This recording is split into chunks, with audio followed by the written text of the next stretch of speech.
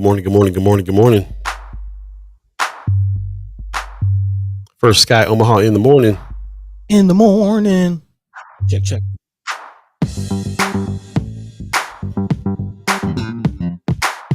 What's going on this morning? Hey, 7 o'clock if you believe in the concept of time. Fresh edition of First Sky Omaha in the morning. In the morning. Happening now.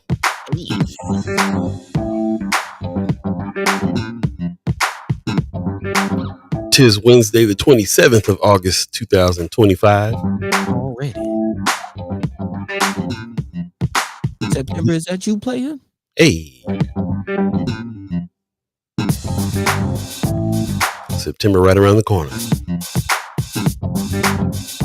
Welcome. Once again, you're listening to First Sky Omaha in the morning. In the morning. My name is Paul Beee. He's Buddy the Gawd. Hey. Singer extraordinaire. I do what I can.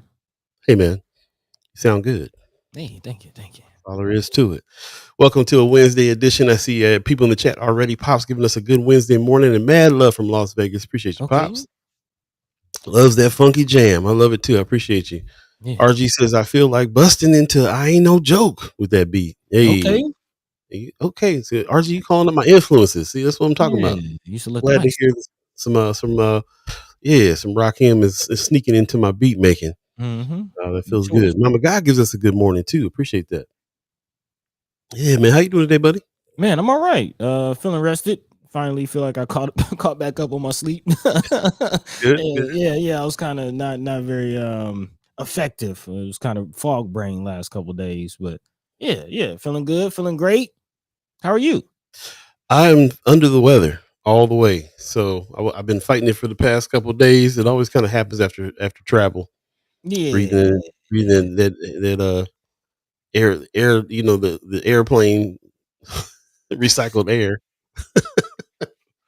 So I'm fighting that, man. Got some stuff going on, but other than that, feeling pretty good. I'm happy with what's happening and the work that's being done. So just keeping spirits up and trying to keep the body together as well. Man, so, yeah.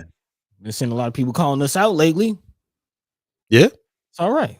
Yeah, I'm seeing a lot of posts. I mean, I appreciate it. People, that I take it as a sign as people are thinking of us. You know what I mean? There's a couple instances, conversations going on. I'm seeing, hey, First Guy, you guys should hey, thank you. All right, appreciate that. I love it. As long as we keep the conversation going, that's all we trying to do here. So appreciate that. Morning, First Sky Nation. Sean McCarthy is putting the nation on it. I love it. Yeah. What's up?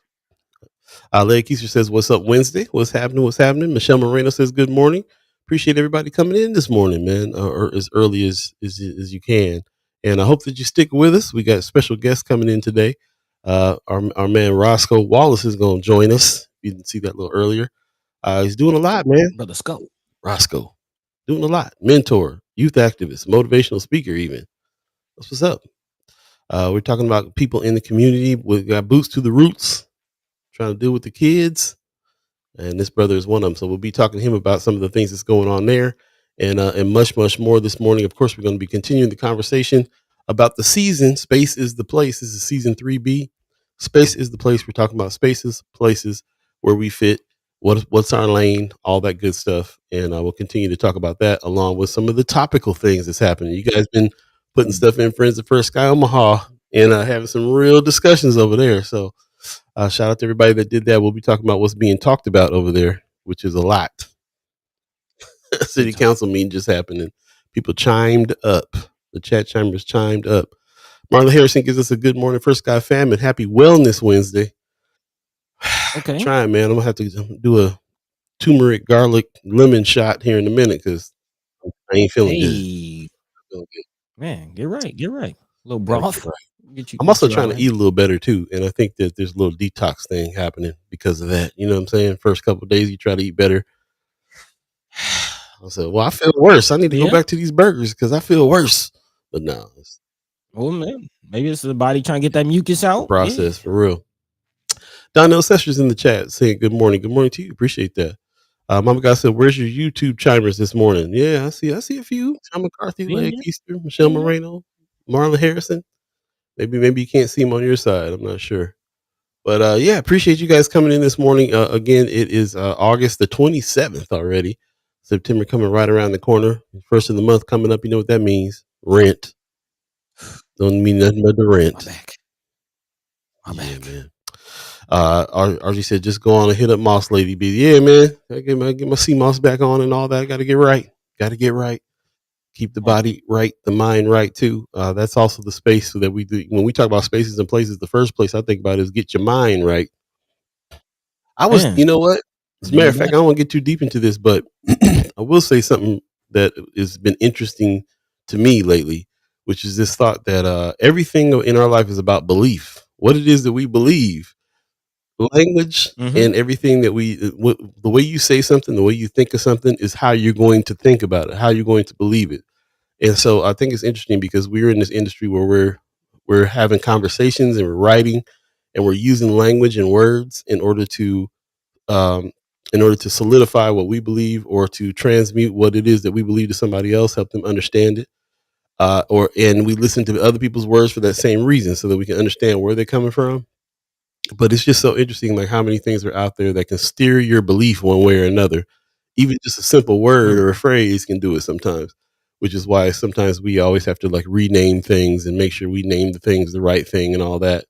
But it all has to do with like how you end up believing what you believe and sticking with that. And I think right now I'm noticing a lot of this idea of we have to try to figure out how we can get past what we believe in order to hear what somebody else believes.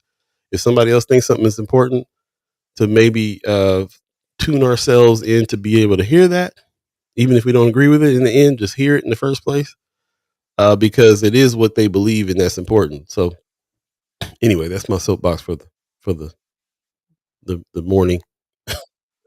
Okay. Yeah, Thanks yeah, for just sharing something that I'm thought. interested in, Yeah, because this yeah. whole show is shaped on that. So we'll be the way we understand Yeah. each other and the way we're understanding you guys over on Friends of First Sky Omaha, especially understanding what you believe, how you feel, what proof we're laying out for each other in order to sway each other's mind on things.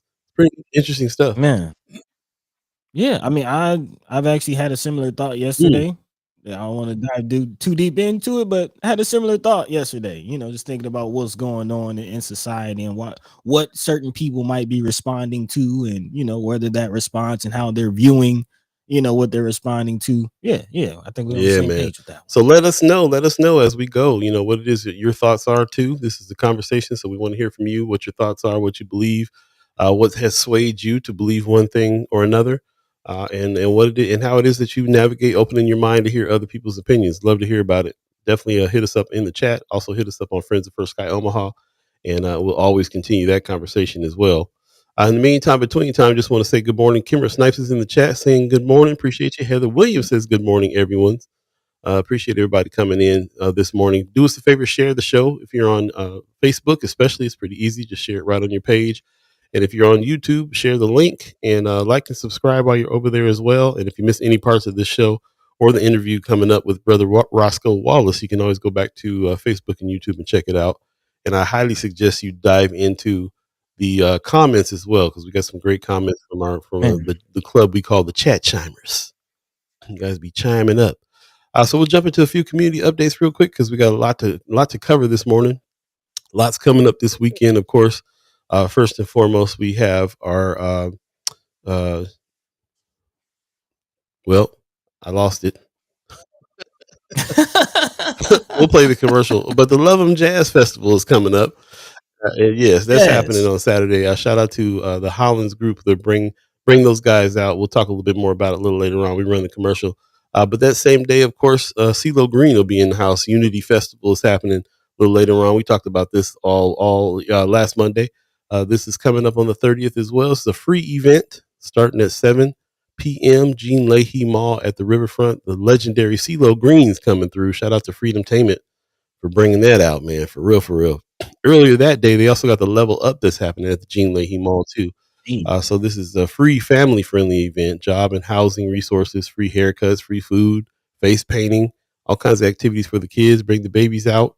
If you got something you want to take them out to something, this is the thing to do, man. Go check it out. and this is also happening August 30th from 11 to 4 at the Gene Leahy Mall. So shout out to Freedom Tainment and everybody involved with this, putting this stuff out. Big time, big time. Got to level up. Also, this is something that we have or just got wind of as well. The nominations for OEAA awards is ending on August the 31st. So that's coming up this Sunday. That'll be the last day that you can nominate your favorite artists out here in Omaha. Just go to the OEAA Awards website, and there's a mechanism there for you to go ahead and just vote or put in your nominations for your best artist. They got categories there, and you can dive deep and put whoever it is that you feel like deserves a Omaha Arts and Entertainment Award. That'll be coming up here shortly too, but that's going to stop on August 31st, the nomination process. So highly suggest you go to their website and get your nominee in. Yeah, yeah. Just a quick note on that, man. That portion of the OEA situation is very important because again, they do have a committee that goes through artists and selects artists. But again, this is your opportunity to maybe address some artists or highlight some artists that they might not be aware of, or it just get a name in the hat that might not otherwise make it in the hat. So again, if you have any artist friends, you yourself are an artist, support. That's what it's That's all what it's about. all about, man. The awards is a very important thing for the city, for sure. So while we can still be a part of it, I highly suggest you do that. So definitely go check out the website, get some more information, get your nominees in, and all that good stuff. Also, what's coming up this weekend on that Sunday is Afrofest.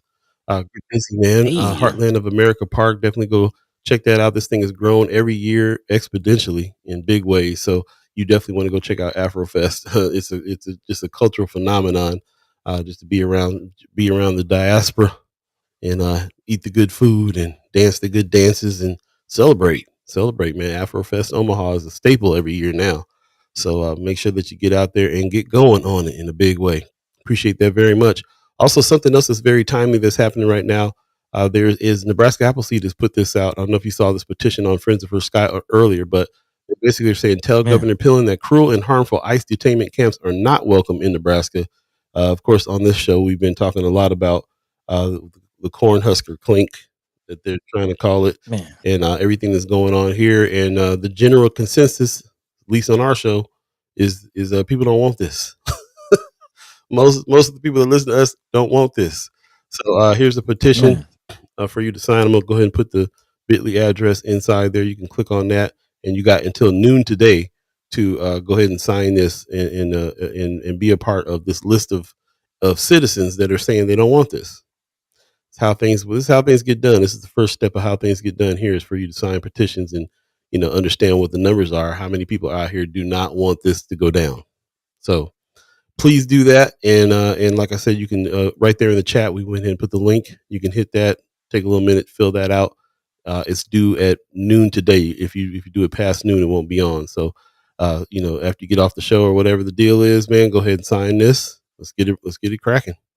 yeah, Also, man, this coming up this summer and every Sunday this summer, the Untamed Summer is going down. Shout out to Sherman Wells for putting this together. Shout out to Assembly of the Saints, Brother Ballard, Pastor Ballard. This is going down, and Kanisha Frazier is going to be a speaker this time around. So hey, that's what's up, man. News Gang Soldier from Channel 7 coming on through speaking I can't wait to hear that. I actually want to go so I can hear what she got to say on this because this is a fellow journalist that is out here trying to do the good yeah, work man. in the community. So appreciate that, man. So definitely engage there. Check out Assembly of the Saints. This is from 4 to 7. You know where Assembly of the Saints is by now. Definitely go check this out on August 31st. Bring the babies, bring the kids, bring waters. They can always use extra waters over there too. So bring a couple cases of water if you could, and come celebrate with the brothers over there at Untamed Summer going down big time. Speaking of the brothers doing the thing, Beyond the Stigma is happening coming up August 30th as well. So Saturday from 3 to 5. It's always good for the brothers to take some time out over there at Assembly of the Saints again as well, 4224 North 24th Street. Shout out to Johnny No Good, man, and all the brothers that are putting this on. I've been to a couple of these already, and just some brothers getting around and being vulnerable and talking about their mental health and talking about how we're going to approach supporting each other. Big deal. Big, huge deal. Man, And this time they got barbecue. They said, come for the barbecue, stay for the brotherhood. Hey, Brotherhood and Barbecue. So Sounds like it a sounds good like a time. great time. Sounds like a great time to me, for Yeah. real. So there you go. Appreciate you guys hanging through with us on community updates. We'll talk about some more coming up. Oh, actually, we'll talk about some more right now because shout out to Cindy Gonzalez talking about Man, news gang love my soldiers mom. right here, bro. It was her birthday yesterday. We acknowledged on Friends of First Sky Omaha. She's senior reporter over there at Nebraska Examiner, which we talk we pull stories from a lot, and it's really interesting. I met this sister years ago, and when she was at Channel 7, and Mm, and I think it was Channel 7. Yeah, she was at Channel 7, and we had a nice discussion about what kind of news, what kind of slant Channel 7 has. And she was and I can tell she was pretty fierce when I met her about it. She's like, "Well, we're trying to do something when we're over there." And we look up, here we are years later. She's left there and joined Nebraska Examiner. They have a very small crew over there, and they work extensively to provide you stories on a man. daily basis. So I highly encourage you go over there and support Nebraska Examiner. Definitely check them out. Put that in your roster. So shout out to Cindy Gonzalez, doing the good work, doing the good work in a big way. News News gang, news gang, gang. news gang. That's what I'm talking about, man. Speaking of news gang and speaking of doing the good work, shout out to Documenters program. Documenters is going down. Hey, Our own Vince Furlong, as a matter of fact, is who is not just a Chad Chimer friend of First Guy Omaha, but a content creator camp alumni, is over there at Documenters, and he just put some notes down for the Douglas County Board of Commissioner meeting that just happened, which we want to start keeping our eye a little bit more on the Board of Commissioners meetings, and maybe have the commissioners on more often. Shout out to Vince Furlong. I'm gonna got go to. ahead and put a link to his notes for that meeting there. You guys can dig in and check out what's going on with those notes. This will fuel a conversation that we'll have about the county board of commissioners coming up.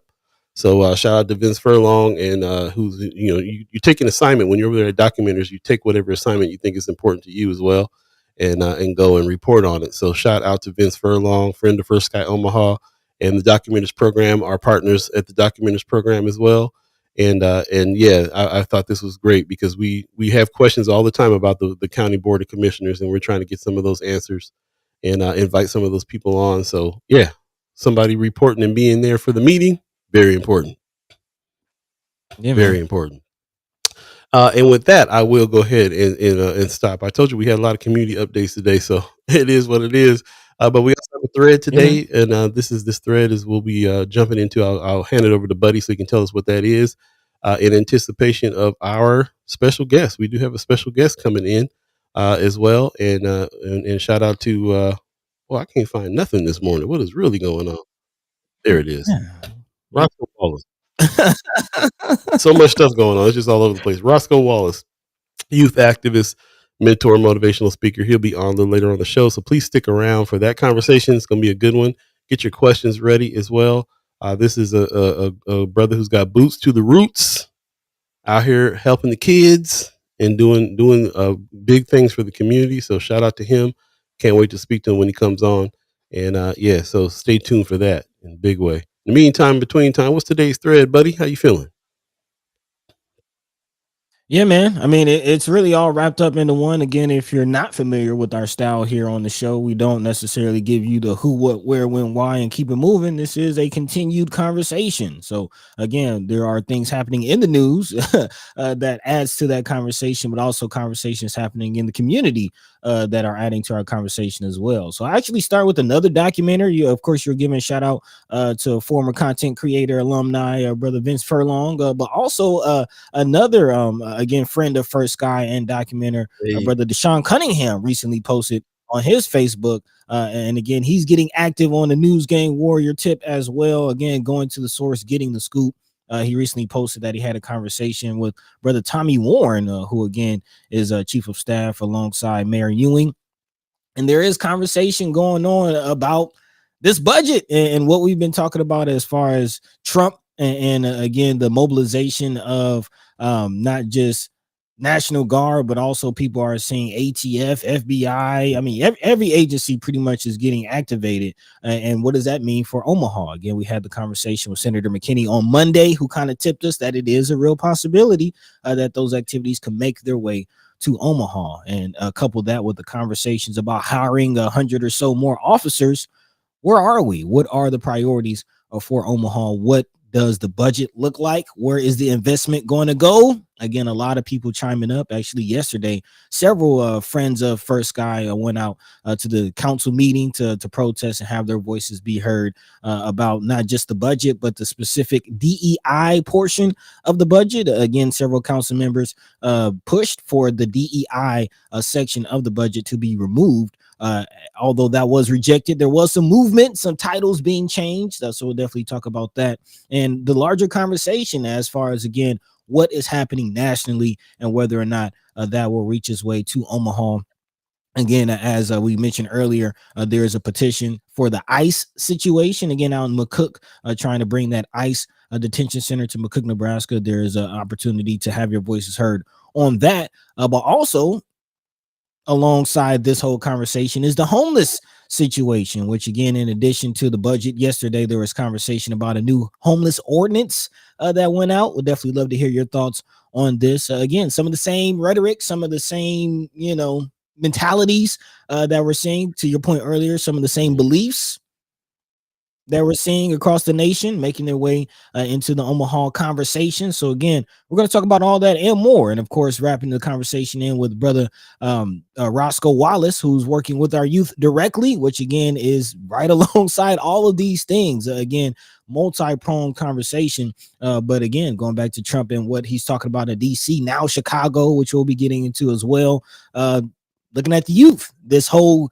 myth of the youth crime situation, but again, data shows that that's not the situation. And big shout out to brother Roscoe, who has his own receipts and own data again to support that. So we'll be talking about all that and more throughout the show. Of course, if there's anything on your hearts and minds that we're not talking about, are we missing the mark? Are we getting it wrong? Letting us know. Jump into the chat. Let your mind be free. Let your voice be heard. But in the meantime, between time, Paul B. Man, appreciate you guys joining us today. I see Ariel's 402 in the chat. Shout out to Mayor Sanchez. Said, the mouth says it, the ears hear it, and the brain thinks it. So true. So true. It really is, man. It really is something that's on my mind right now, because that's why it matters what words we use. That's why it matters what things we watch, who we talk to. All these things are informing one thing: belief. And as soon as when you believe something, you act on it. So it's really interesting. Really interesting. Man, you kind of reminded me of I got it tatted on my arm, man. God was first. And first was the word. And the word was God. You know what I mean? So the word was God. You know what I mean? So again, a lot of power in the spoken word, a lot of power in the words that we use, why we use them. So true. Marlon Harrison said, yesterday I ran into Miss Sheila Jackson of the Native Omahans Club. Shout out to Native Omahans Club. She's a vice president. Is that right, Miss Jackson? I appreciate that update there, Marlon. And yeah, can't wait to see your article, man. I'm really excited about hearing what you have to say about what's going on there. Anthony Hart in the chat saying good morning. Wanda Lewis in the chat saying good morning. Steve Abraham says the myths of the youth crimes. Yeah, you heard what I said. The myth of youth crimes. Yes, it's young folk out here doing things, but let's not act like we got a bunch of super predators just running around. Interesting you said that word, because I've been in when YN started coming up, I wasn't taking it as seriously as I thought I needed to take it. I eventually took it until somebody told me, what YNs is they're using it in the same way they're using super predator from back in my day, from back in the Clinton era. That made me understand what how serious of a term that is, and what that implies for our youth when we use it. And that's the day I decided to stop using it.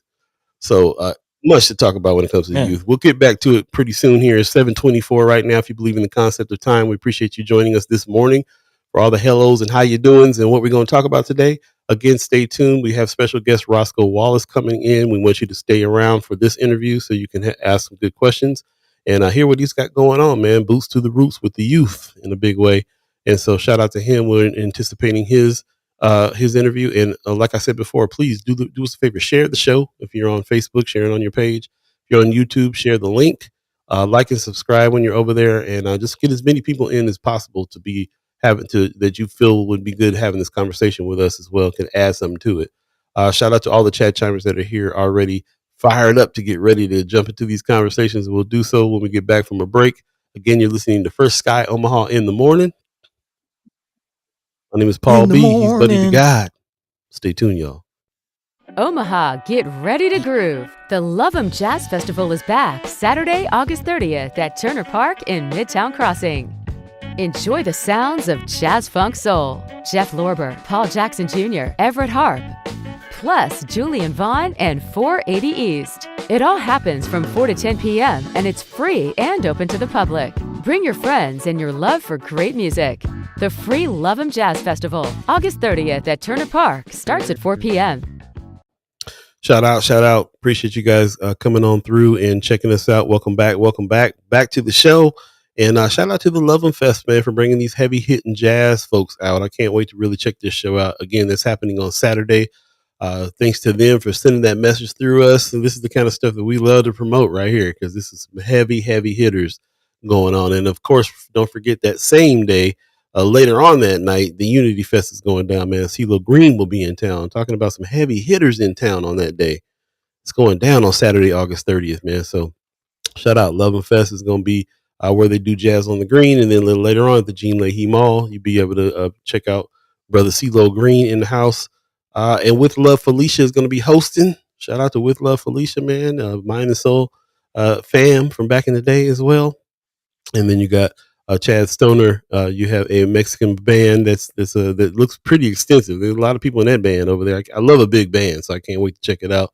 And also the legendary Angeline Timeless, who comes on to shows usually and wrecks the whole show. Just comes on and just outperforms the headliner usually, because they're so good.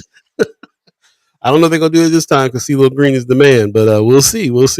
But they're always a good time. Definitely check that out a little later on in the day as well. And with that, we'll go ahead and jump into the conversation. Once again, appreciate you guys coming through this morning. Can't wait to hear what you have to say about some of these topics, because you had a lot to say on Friends of First Sky Omaha. I'm gonna tell you what. Take it away, man.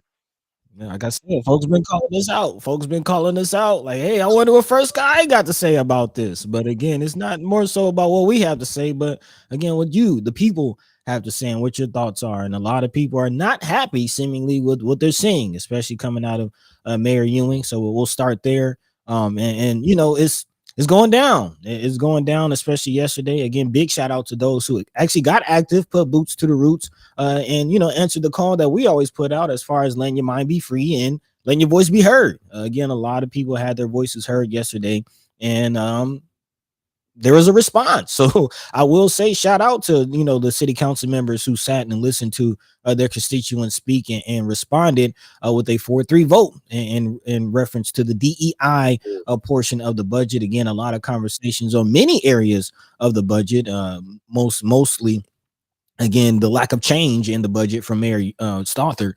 But the DEI was one of the biggest changes that were proposed, and that has been removed or excuse me, rejected. So again, we were talking about, again, the pressure from the federal government, speaking of words and language, Paul, to have certain language or not have certain language, and, you know, federal funding as, budget as, nonprofit as, and some council members were feeling that pressure. Maybe that wasn't their only motive for this move, but again, did not work. Mayor John Ewing Jr. announced Tuesday that a staffer who was brought in to lead the city's DEI strategy, however, will be having that phrase, if you will, diversity, equity, and inclusion removed from his title. But again, the move to remove any kind of language for DEI out of the budget was rejected. Again, along the lines of 4-3, actually following party lines completely. Don Rowe joined his fellow West Omaha representatives in support. Again, speaking of Brinker Harding and Amy Melton, who were the two council people who pushed for this. But again, you had the 4 other Democratic city council members who did not, again, stepped in on this and pretty much listened to the people. The mayor's office does tell KETV, who was reporting on this, the change to station's title was in the works before the amendment was proposed, basically saying, again, the move and change in key station's title and removal of DEI apparently was not connected to this, but I leave that up to your interpretation. But here we are with this. Before we get into the actual budget items, kind of the line items that a lot of people are taking time to dissect and talk about, what are our feelings on this DEI situation? Very good question. Kimber Snipes in the chat is saying he already had it removed a while ago. So there you go. Mhm. So that person is Keith Station. His title now says something about communications or something like that. It had me kind of wondering about that too. Like, was that big of a deal? I do think though that the reason why they wanted some of them wanted to have it out in the first place is because, of course, there's this kind of war on that language. We showed a list of things that you can't even say on applications if you're trying to go for funding and stuff like that. I don't have that list anymore, but there's so many war on words that's coming from our administration right now. And of course, it actually really started back when they were talking about critical race theory, but now it quickly turned to DEI, and so the administration wants that. So it's like some people in our state want to hold the line for Trump, and they want to make sure that they are doing the things in the way that Trump wants them to see them done. But apparently, there's some others in our state that doesn't. So I think it's pretty interesting, and that's really kind of all I was thinking about. It was just like, yeah, some people want to stay in step, some people want to fight that, and it's just the way it went this time. What does it really mean for titles? We'll see. What say you? Love to hear what you have to say about it. Also, Kimmer in the chat is also saying, I know, right? Now they have Keith accepting the application for anyone applying to be on the mayor's board of commissioners. Okay. Tony Johnson, politicians are always going to Yeah. be politicking for real. Also, I'm not sure what else. I haven't Yeah. received one word about my app for the Citizen Complaint Review Board. Actually, that did come up during our conversation with Mayor Ewing. Yes, So it did. it did come up. It did come up Oh, I as far can't as wait the for you to see review this board. interview. And The camera, that part right there, you're gonna be like, yeah, man. "What?" Okay, yeah. Yeah, yeah. But on the Keep Station part, just to lay it out as far as what the words of his actual position says, Keep Station will be the deputy chief of staff for external affairs versus his previous position, which was deputy chief of staff for diversity, equity, and inclusion. So yeah, to Kimmer's point, the applications he's getting in and things like that, I wonder how much of his actual day-to-day, work and activities will be impacted by this We will change. see. We'll see. Very interesting indeed. Appreciate that. Yeah, appreciate everybody who had something to say there on Friends of First Sky Omaha on that for real. Yeah, but yeah, continuing with the conversation, because it wasn't just the DEI situation that had the people up in arms, and when it came to the budget, but also how little change was made to the budget and some of the reasoning behind it. Again, it's been reported that Mayor Ewing basically saying he didn't have enough time to really go through the budget and make some changes, really have a budget that's any substantial way different from Mayor Stothard's budget, which a lot of people are calling foul on. Actually, Paul, I know you spoke to a few candidates who themselves had read through the budget, making it a habit to read through the budget. A lot of people are pulling the budget apart line by line, and actually Sister Kimra posted on social media saying, people going through the budget is not even their job. So I don't know how to feel about this as far as the mayor keeping the budget the same. But the big part of it, of course, is the investment in the police. There's been the conversation, and Paul, you've been asking all of the candidates directly about their ideas and feelings about investing in more police and what that looks like. Again, shout out to Deshaun Cunningham, who's a part of the Documenters program, also a friend of First Sky. He mentioned recently, actually yesterday, he posted that he reached out to Mayor Ewing and Mayor Ewing's office, ultimately had a conversation with Brother Tommy Warren about that very issue, and pointed out the fact that, again, the whole Omaha 360 push, the pin that they've been pushing as far as numbers are down. Again, Omaha 360 and all of the efforts, they're saying that the numbers are down. So again, why the push for more police? Why the more of the same from the budget? Yeah, got a Paul, lot of what say got a you? lot of The questions here for conversation. sure.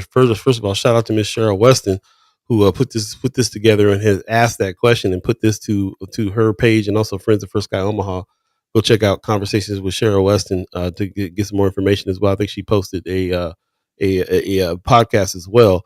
But yeah, I got some questions on that too, because I hadn't heard anything about that. As a matter of fact, every time we had a conversation, we talked about the budget. We talked about it seemed like he had a very extensive plan about what he was going to do there. So when I saw this post, when I saw people saying I didn't have time to make changes, that I had I needed some receipts on that. Like my thought was that's not what I heard talking to them. I know that they've been looking at this budget. So what you know what I'm saying? So like I kind of need to hear like where did that come from? My tendency is to trust our network. If Miss Cheryl Weston put that up, then that's that's what was said because I'm sure she did the research on that. But I definitely want to hear what the reasoning was for that because basically what we're saying is Mayor Stothard had a budget. Mayor Ewing came in, and amidst all the activity that he's been doing around town, he didn't have time to stop and look at the budget. Did he not look at the budget, or did he look at the budget and say, "There's not any major changes I want to make here quite yet"? So let's just run it through.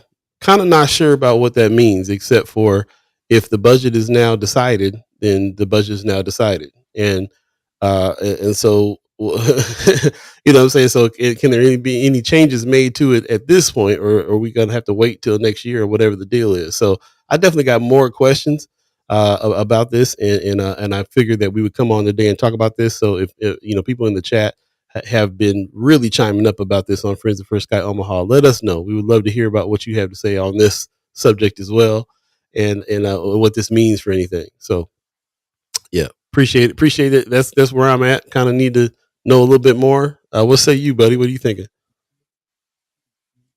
Well, what I will say is central to this is the police situation, which again we've been saying that I have been saying I ain't gonna put that on y'all. I have been saying that I feel like again a big characterizer, or if that's a word, like how we look at Mayor Ewing's tenure as mayor will play a big part on how he handles this police community relationship. If there will ever be a citizen review board or citizen complaint board with actual teeth and power under Mayor Ewing's tutelage, where there'll be more police on the street, and if so, what would that look like? And based on our conversations, I'm going along the path of what Mayor Ewing told us, and he said, yeah, we need more police. Yeah, we're going to invest more into police. Yes, police will get more money, which again brings us to the conversation that we're having now on the national level, as far as again these cities with statistics that actually show crime going down, yet there's a push for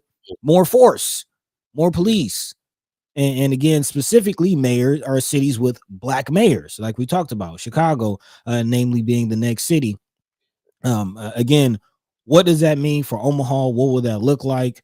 And this whole conversation of, do we really need to invest in more police? Even if Trump doesn't bring National Guard here, which direction are we going in, and what are we investing in? And of course, we'll be having Brother Roscoe Wallace, who gives the other side of it here a little later on in the show. But that is where the conversation is, as far as, again, not just the youth also, but the homeless situation. And again, this whole just idea and feeling like crime is so rampant. Yes, things are going on, but is it as bad as people are saying? Is it as, and not just people, but necessarily the powers need that for be? National Guard is like we Right, sitting here talking right. about That's the big increasing question. the police, the police force by 100 to 150 people, but but even beyond that, is the National Guard, is it warranting all that?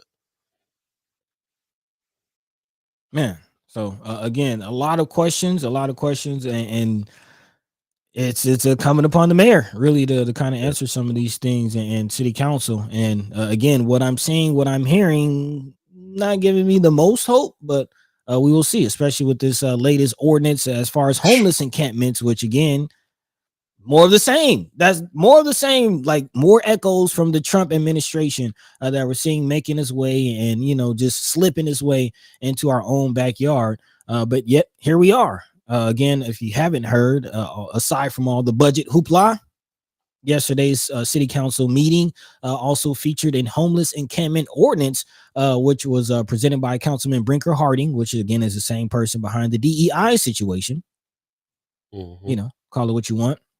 But Harding says he introduced the ordinance after hearing from his constituents about what they call a quote unquote growing concern of homeless encampments.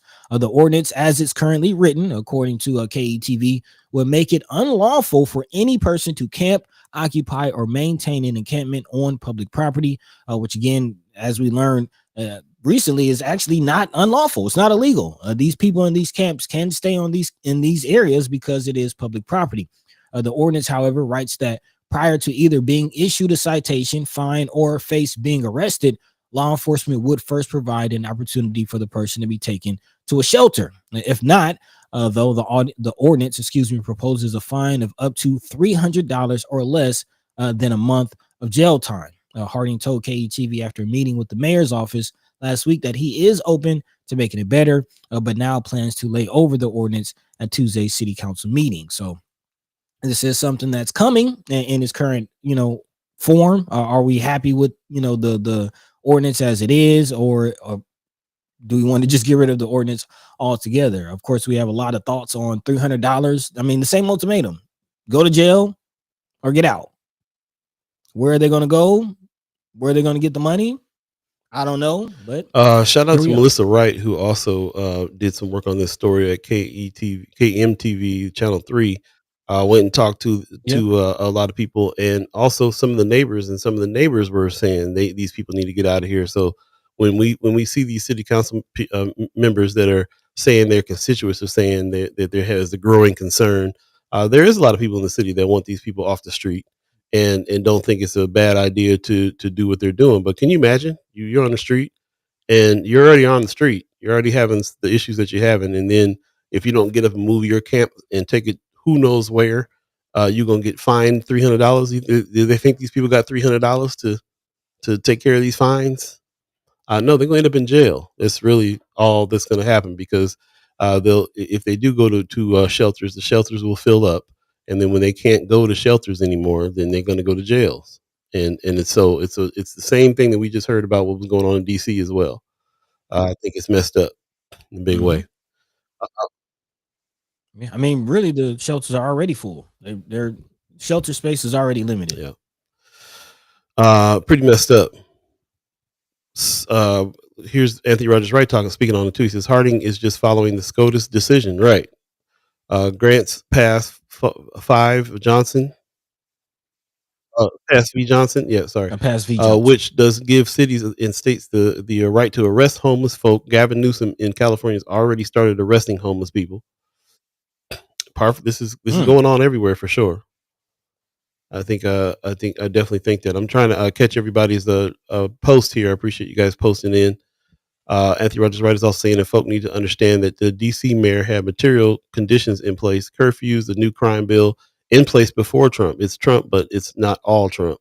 It's interesting that you're talking about the mayor of DC too, because this is also on the heels of everything that we're talking about too has to do with these certain cities that are getting messed with by the administration, especially ones with black mayors, which is another reason why we're in the midst of this conversation as well. Same as DC, but you're right. Things have been going on in DC before. People can argue that some of the things that are going on in DC reduce some of the crime. So again, why is it there?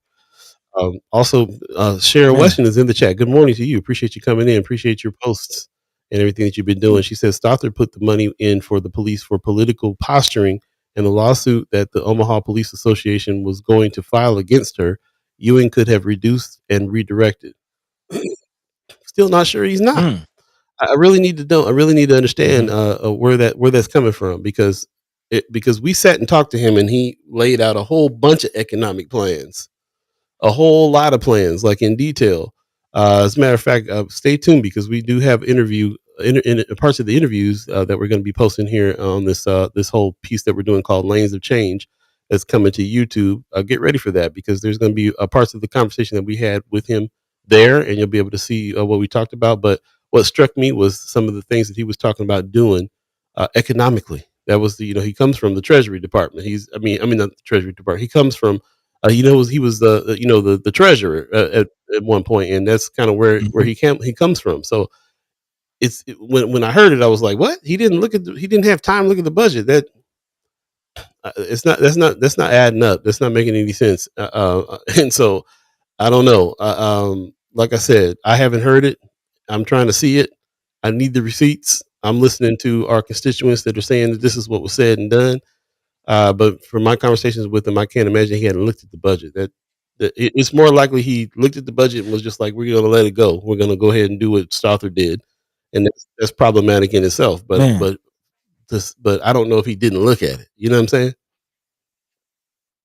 Yeah, I don't know the details about that either, but I will say we are late in the Yeah. budget process, with city council already giving their amendments, with the vote on it yesterday as far as the DEI situation. We are late in the game without many substantial changes. So whether he didn't have time to look at it, whether he decided he did look at it and decided not to, the fact of the matter is it's looking like more of the same, more money going to police. And the conversation I want to have today is not just that and how we feel about that, but is does the data really support that? And as we were talking about other cities, DC, Chicago, even Boston chiming up. Shout out to Marlon Harrison for sharing that on Friends of.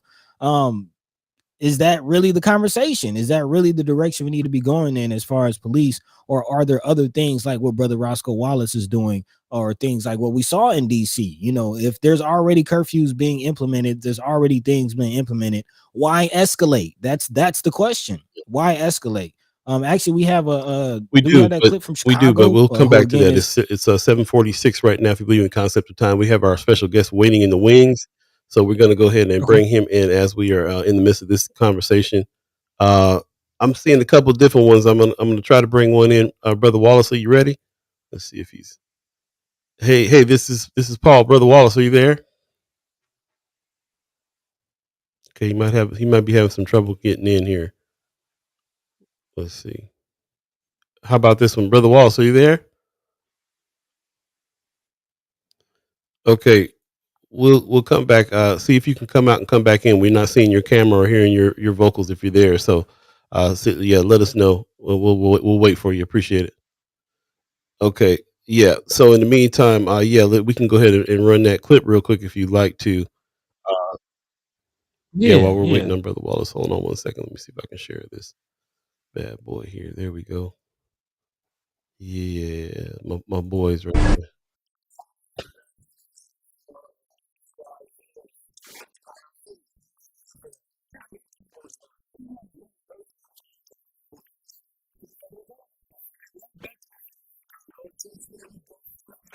Omaha. Okay, so there's the mayor of Chicago saying what he's saying. Mm-hmm. We'll see you. Yeah. Yeah. I thought we had the full clip of that, but again, definitely go check out his response because again, it's more than just what you see in that clip. He pretty much breaks it down as far as what we're talking about. Cities like Chicago, which we know Chicago. We know the trope around Chicago. At one point even being called Chirac. Like we know the stigma that follows Chicago. But again, here we are, this mayor is saying that we don't need militarized police. We actually want more investment in the things that we've all been talking about, the things that we'll hopefully get into with Brother Roscoe Wallace as far as the types of programs that are actually wraparound programs that are addressing things like mental health, that are addressing things like recidivism, that are addressing things like restorative justice, not just a hammer swinging down on the people. And again, cities like Chicago, cities like Boston, cities like Baltimore are echoing this same sentiment that we don't need this. We need the same thing we've been talking Yeah, about: investment in families, investment in people. big time. That's where we are. So again, I want to play that Yeah, we'll come on to back set up for Brother and check Roscoe. that out. Well, matter of fact, he's waiting in the wings now. We'll go ahead and bring him in. It looks like we got him on camera now. Brother Roscoe Wallace in the house. Good morning. How you doing, bro? Hey, how y'all doing? Can you hear me? We can hear you now. Yeah, yeah. Yes, Appreciate you sir. working out the tech over there. How you doing this morning? Yeah, I had to get the phone out, man. The computer ain't working for me. Yeah, happens to us It's all sometimes too, for all sure. good. But long time no see, brother. How you been? Man, good, man. I try to tap in when I can with you brothers. You always dispensing that valuable information. Appreciate you, man. Appreciate you. Yes, sir. Well, Yeah, we we try. we always have Yeah. thoughts about tapping in with you too. We want to tap in with people who got boots to the roots, especially the ones that are there working with the kids, because that seems to be the biggest problem these days, according to everybody around us. What's going on with the kids, and we acknowledge that there's some problems there, and kids need something to do. But that's no different than any time frame, any generation, anything, as far as I'm concerned. I don't think our kids are any better right now Mm. than they ever been, or any of that. I think that they're being used as some scapegoats on a whole bunch of stuff, and try to act like this is the biggest problem we got. And when I talk to you guys, I hear, yes, there's some problems, but there's not just problems with the kids. There's problems with them kids' parents, and all and all problems all the way around. Mhm. So we definitely look forward to having you back on, so we can talk about some of the work that you're doing, and what's going on. So what's top of your mind, first of all, on the work that you're doing? What's got you excited right now about any positive progress? We'll talk about the problems in a minute, but what's positive progress going on as far in your world? All right. Before I get into that, thank you, brothers, for the invite. Um, Kind of before I get into that, I like to predicate our conversation Okay. on some of the dialogue you brought. Mhm. Uh oh. Uh oh. Okay, you might. I don't know if you can hear us. You might have to restart. Man, technical difficulties over there for real. Okay. Yep. Ox country, Yeah, please. there you go. He coming back in now. Bro, You brothers, your internet, you your internet, you got stuck. You're stuck on the internet okay? there. Let me see. All right, can y'all hear me? Okay, well, it looks like Can y'all hear me now? we're getting you back. We can hear you now. Go ahead. Yep. Okay. Yep. I was saying it seems like a solution in search of a problem. That's not to Mm, say, that we don't have Mm. some issues going on. Mm. But when you look at the numbers, and they used to look at the numbers are down. Our numbers are down. Are they where we would like them to be? No. Somebody spoke before about us not having a gang problem. We really don't here in Nebraska.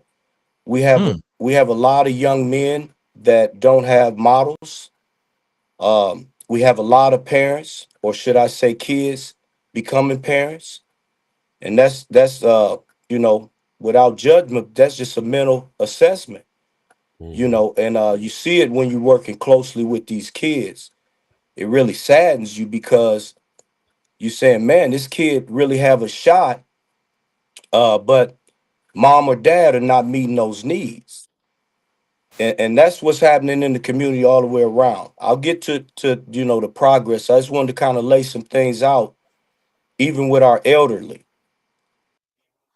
Uh, they're not being taken care of. mm, Mm. And as a community, we're not taking it serious enough. Uh, I could even say some of us see it as a career or an option, but not as a mission. Um, mm, Now to get off into kind of Mm. where I'm at with it is, it's been a mission for me. If you guys don't know, I've been doing this for almost 8 years. Started with the men in prison, the fathers, and what I wanted to do there was tell them, hey man, we need some troops out here, man. These kids, right? So I pivoted from there and went, I said, man, these kids right now, and they so valuable, man. And to pivot into the program right now in DCYC, uh, it's a victim impact empathy program. So what um, we do victim impact workshops, and then we do a continuation of 8 weeks of support circles. Every mm, time we get to an eighth week, we celebrate. Uh, with the Mm. help of DCYC Chaplain Ron, we have knocked down some of the recidivism. So that's kind of where some of the commissioners, everybody want to go to open up that new facility. Um, we've knocked that down. We've knocked down the violence. That was the most important thing. Got in there 6 months ago. The kids was just mobbing kids coming in. We had kids going to the hospital. So Rondi and a mm, lot of those guys, that was a big concern. Mm. So we knocked all that down. We have a fight here or there, but what we have now is a collective group effort. And I mean, you would have to go in there to see it. Mm. I sent you guys some of the data. Some of the comments and stuff coming from these kids is blowing my mind. because it's almost like they're saying we want to be heard. And this is why we're tearing up the city, Mm. because nobody's meeting our needs and nobody's listening to us. And if you guys really look at it, Man. I run across what we call our OGs or whatnot, and some of them take a different position than I do. And man, I don't know why you messing with them YNs. Mm. That hurts me because it takes me back to the era I come up in where they called us super predators.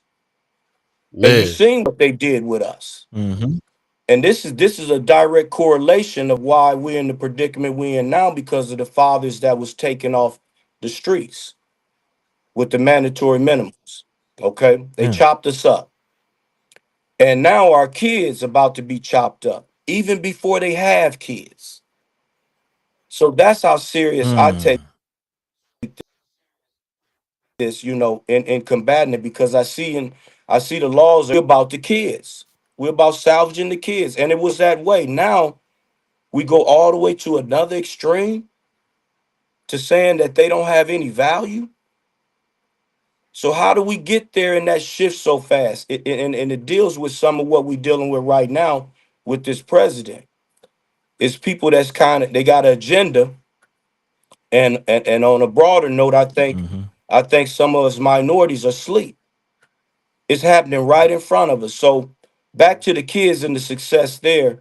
Um, Now we're looking at the wraparound, because the biggest thing for me, I said, okay, we building these troops up in DCYC. We getting these kids and building this hope up, and now they're really processing honest emotions. They saying, hey man, I want to do better, but this is what I'm going back to. Mm. So that's what we're getting out of. So Mm-hmm. now they laying it even on us Mm-hmm. even heavier, saying, okay, Roscoe, okay, Viable Healing, DCYC. I've been in here 3 times. I don't want to make it 4, but this is the deal. So now we're creating a wraparound. Man. And what that looked like, I told the county, and excuse me for using this metaphor or analogy, but I told them we're cleaning up a lot of shit, excuse my French, a lot of boo-boo inside the place. But okay, and it will Mm-hmm. and it will return Mm-hmm. if we don't clean up that aspect. So that's where the other partners are coming in. I got 2 in mind right now, uh, um, that will fill that void. They will be dealing with the parenting classes. They will be doing support groups. Same thing the kids doing. So what we're looking at now is we can be able to tell the kids that, okay, we recognize, we heard you, and we're gonna make some other people accountable. So collectively as a community, we can meet your needs. Okay? Because you Man. kids been telling us, and now you're telling us violently. And that's where that African proverb come from that motivates the program, because it's more of a way of life. But that African proverb of, um, if children do not feel the warmth of the village, they will burn the village down to feel its warmth. And that's what you're seeing. We haven't been Read my mind. wrapping ourselves around them. If that makes any sense, man. That's deep. Man, I thought about that very quote yesterday as I was just meditating and marinating on these conversations. And it's true. It's true. And it was you, when we first talked to you that, kind of pushed that love motive and really, really loving on these young folk, because they ain't never felt it. They have Yeah. never felt it. And I'll ask you this. This is something that I kind of realized a lot of the things that we talk about on this show, homelessness, mental health, hunger, food deserts, things like that. We talk about them in separate conversations. But when I think about the youth, I'm thinking a lot of these young folk these are the same people we talking about. These young folk is the same. This young person or these young people are the same people dealing with the foster care system that we know DHHS is just ruining. We're dealing with, food deserts, not being able to eat healthy food if they're eating at all, dealing with mental health services that we know there's no investment in. And in order to get any real mental health evaluation at all, you got to have a case. So all of these areas that we know society are failing these people, it's the kids that are in the middle of this getting impacted. Is that a correct assessment? Yes, it's more or less we want to hold the kids accountable, but we're not holding anybody else accountable. And that's the issue right Mm, there. I'm letting the kids know that they're being heard. And one of the things that will make this a success for our community is bringing the partnerships in. Um, I was able to sit down with Sherm, Kasim. We all, in my hopes and my prayers, we all sitting down ready to reset.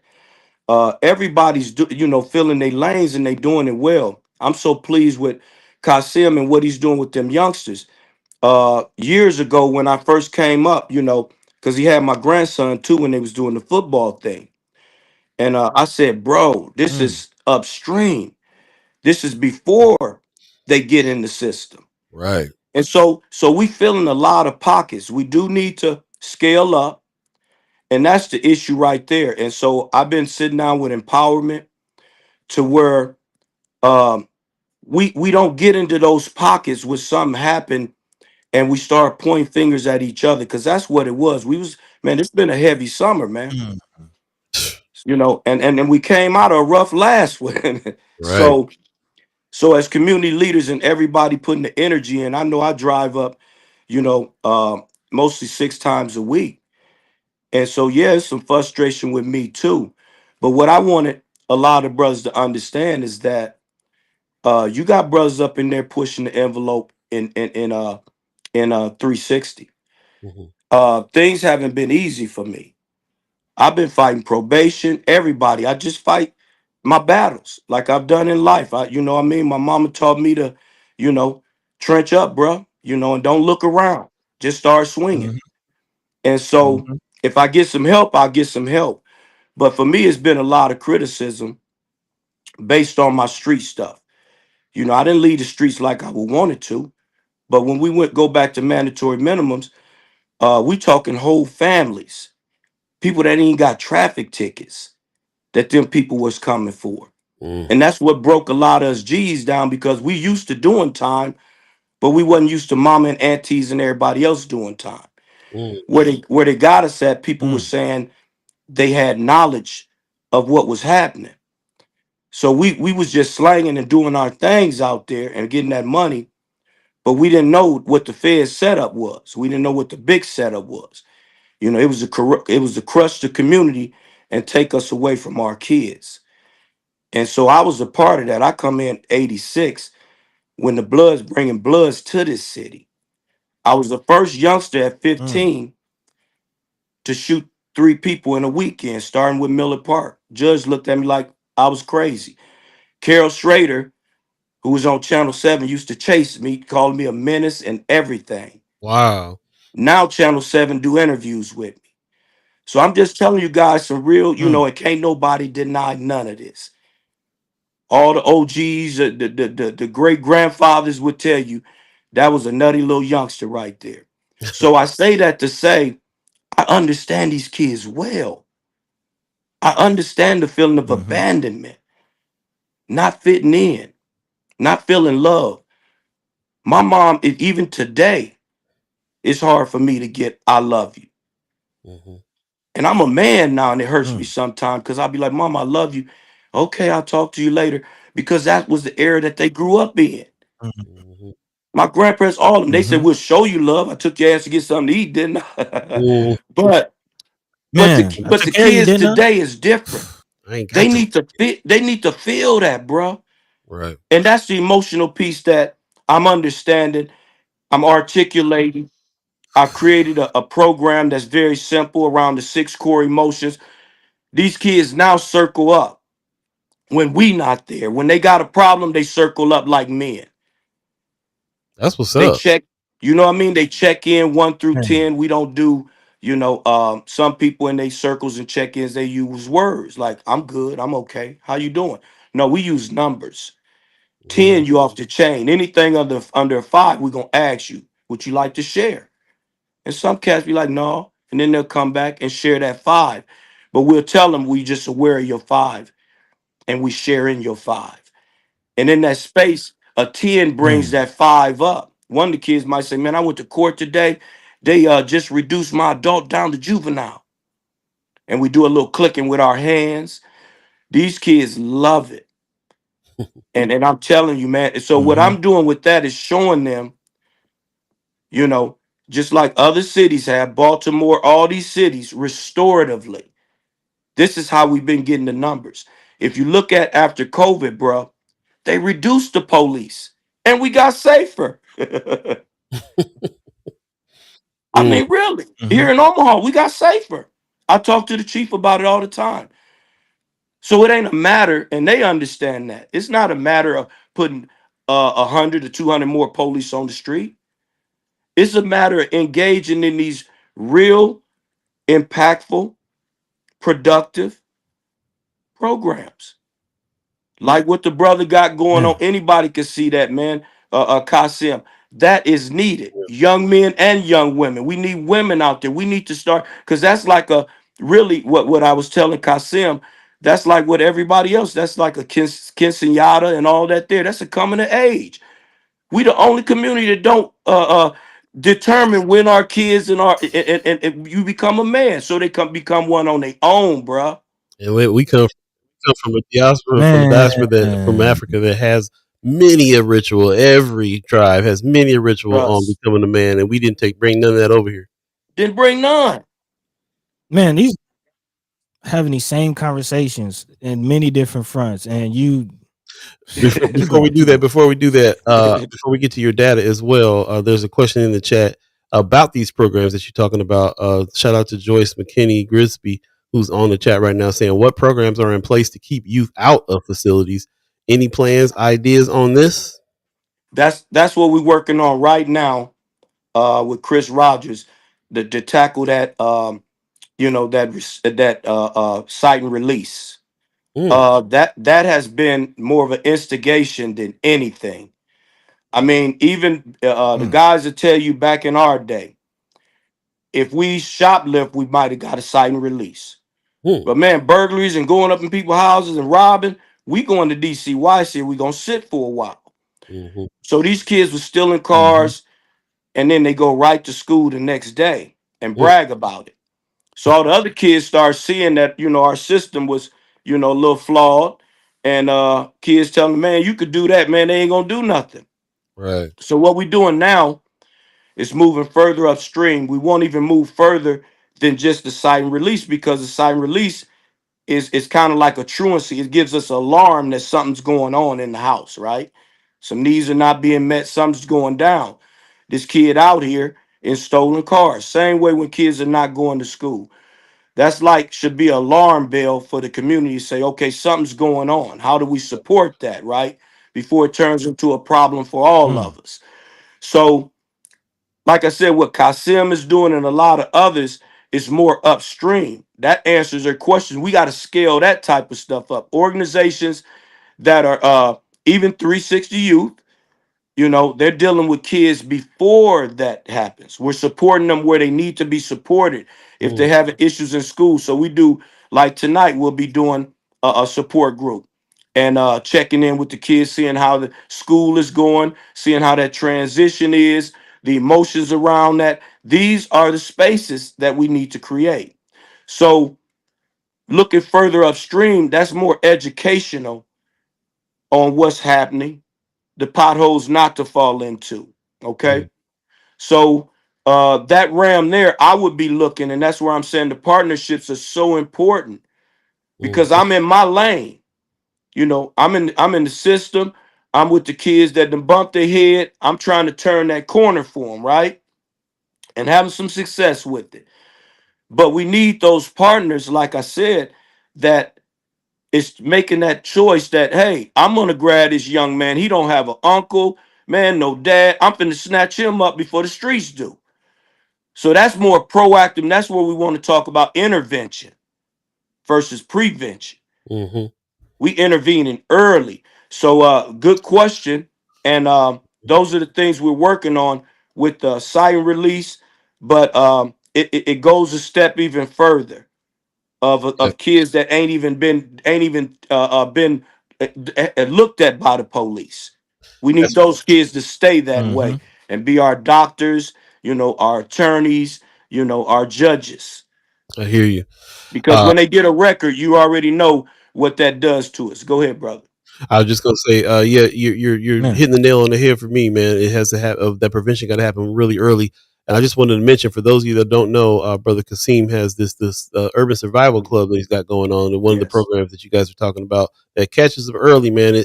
It sounds to me like he's getting ready to get mixed up with the flag football aspect as well. He's going to be on the show on Friday to talk about it, so stay tuned for him. This is perfect timing. We got brother Wallace here, and right after that, we're gonna have brother Kasim to talk about these programs, but catching them early is a huge deal. You sent over some data, and I want to jump into that data, but I also want you to keep this question in mind because I have a question about. I always talk about family support and how families are not getting the support they need. We already talk about how the youth only get support when they get into the system. You guys are obviously putting boost to the roots on getting support for kids before they get into the system, which is genius. And my question later is going to be about what kind of support are you guys putting in place for families that are having some issues as well. But first off, I want to jump into some of the data that you sent over, and I'm going to show a little bit of it and see if you can explain a few things. Just give me a little summary on some of these things that we're looking at real quick. Yes.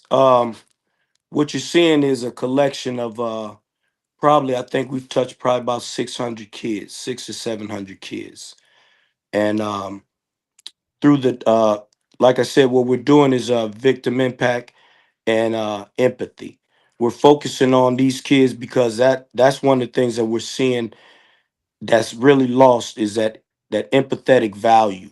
Mm, We see that in how they handle even our elders. I was a knucklehead, but I knew when Miss Jones was there, and the homies would tell me, shut up, man. You see Miss Jones, that's not there. And that's from lack of empathy. And that goes back Mm. to what we talked about earlier. These kids feeling like you ain't hugged me. So why I'm gonna hug you? So I knew that was a Mhm. big piece and the victim impact. A lot of these kids, they think they killing the op, but they didn't know they killing the block. mm, Okay. So that's what I wanted them to understand the ripple effect, you know, and that domino effect of what happens to us as a community. Mothers crying, kids not being able to live, being able to see their fathers live and things of that nature. So they starting to learn that and they're feeding us back in data. I mean, raw data. And the way I set my data up, I want you to hear from them. I don't want Roscoe coming in the room saying, man, this is what, and this is why they've been moving out of my way. Like I said, brothers, it's been tough for me 7 years. There was times where, people say, man, maybe they don't want you back up there. mm. And you got to understand, I didn't leave on a good note and I've created a lot of harm, but I wanted the city to know I'm coming back strong. And so me, Mm. I've always been about action more than talk. So in that data, I wanted that data to be similar to my personality. I want you to hear from these kids. So through that data, these kids are telling you multiple things. They're telling you, um, I got more empathy than I had. Mm. They're telling you, I understand why I should have empathy. They're telling you, Mm. I understand the vast impact of what I'm doing and what I did. And they're telling you, in a certain sense, that I have value. And if you give me a shot and you meet my needs, but I always tell the kids, you got to be honest because if I don't know what you need, I can't help you. For real. This is So they're being very honest even in their comments about what they're getting. I'm seeing that. I'm seeing, and this is a very interesting Mm. thing to me. This empathy and victim impact. Youth reported higher levels of empathy and understanding on how their actions impacted victims after attending viable healing sessions. The takeaway here is that they are more likely to think outside themselves when making a decision and relate to the feelings of others. The thing that's striking me about this data, I'm anxious to hear what Buddy saw when he read it too. But what's striking me about this data is just the it feels like intangible things like empathy.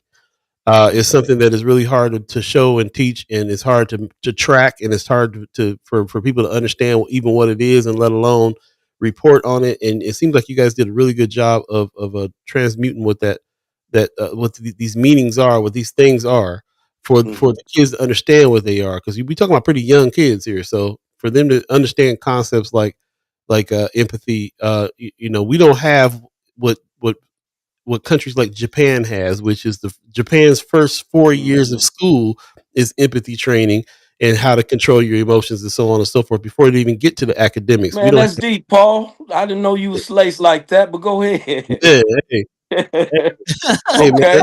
you know what I'm saying? I'm just trying to pay attention to some stuff, and that's Man. why, and I'm relating it to what you Mhm. guys are doing. What you guys are doing is cutting edge in the way that other countries are doing it, because we don't have it here. So yeah, I really appreciate that, and Mhm. like I said, buddy, I know that you took a look at this data yesterday too. What stood out for you? Yeah, well, there's a couple of things. One, just the simple fact that you have data. To your point, Paul. Like we've had this conversation with brother Leo Lewis that stuck with me a long time ago, talking about when you're actually doing the work, and a lot of people are heads down doing the work, and that's really how far they get. And when you talk about, but we need help, we need funding. How do you get those things? You need numbers. I mean, that's just how it works. Nobody is going to invest in something that they don't have any hard evidence that it's working. I mean, that's just, it is what it is. So to even think about getting data, especially on something that's intangible as empathy, it is a really appreciated thought. Because again, a lot of people are doing the work and not taking in, how the impact is, how to improve what they're doing, how to expand what they're doing. And that's a very important step. So that point, thank you. Also, just kind of jumping to the chat to set up my next question. I see Joyce McKinney Grigsby in the chat, which is a name we haven't seen much. So welcome. She says, my husband and I have a youth summer track team where, with promoting health, wellness, and competitive experiences, we need to know programs that will collaborate with us to work off of the track and field. And I see not just in the data, but in the email you sent, you're working with NOC, NOCP. Can you kind of speak to those organizations in the role that they're doing and helping with the wraparound services to families, Yes. things like that? Judith, down up at North Omaha Collective. Um, when I seen her, it's her personality too. There's a few more out there, but man, it's a skill. It's gonna take a serious skill set, and this kind of answers that question earlier about what are we doing as far as with the parents and the families. Um, Mm-hmm. we need an organization with a skill set, with people with skill set that's going to be patient with our brothers and sisters. Mm-hmm. What I've found, and you guys know, and everybody know, when it comes time for us to be accountable, that's where it gets tough for us. Mm-hmm. That's where we start get out my face. And same thing with the kids when I did family support with probation and different entities.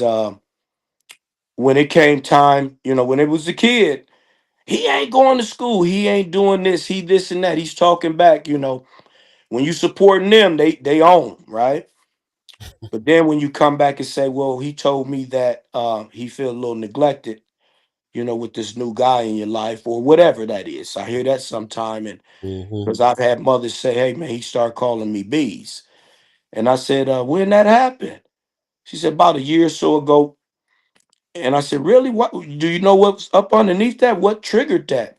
I don't know. He just, hanging around his friends. Then the kid tell me it was how she started treating me when she met this dude. Mm. Okay. So when it comes time to say, well, uh, mom, he mentioned to me about this guy and how he feels about that. I'm grown. I could do what the hell. You see what I'm saying? Mm. So, and I Mm-hmm. know this by experience, and I know, and we all know our people when it comes to accountability. Mm-hmm. That's even on a bigger level that we're talking about. We got to get so uh in tune with our people to where we can't worry about what white people gonna do for us. Okay, Mm.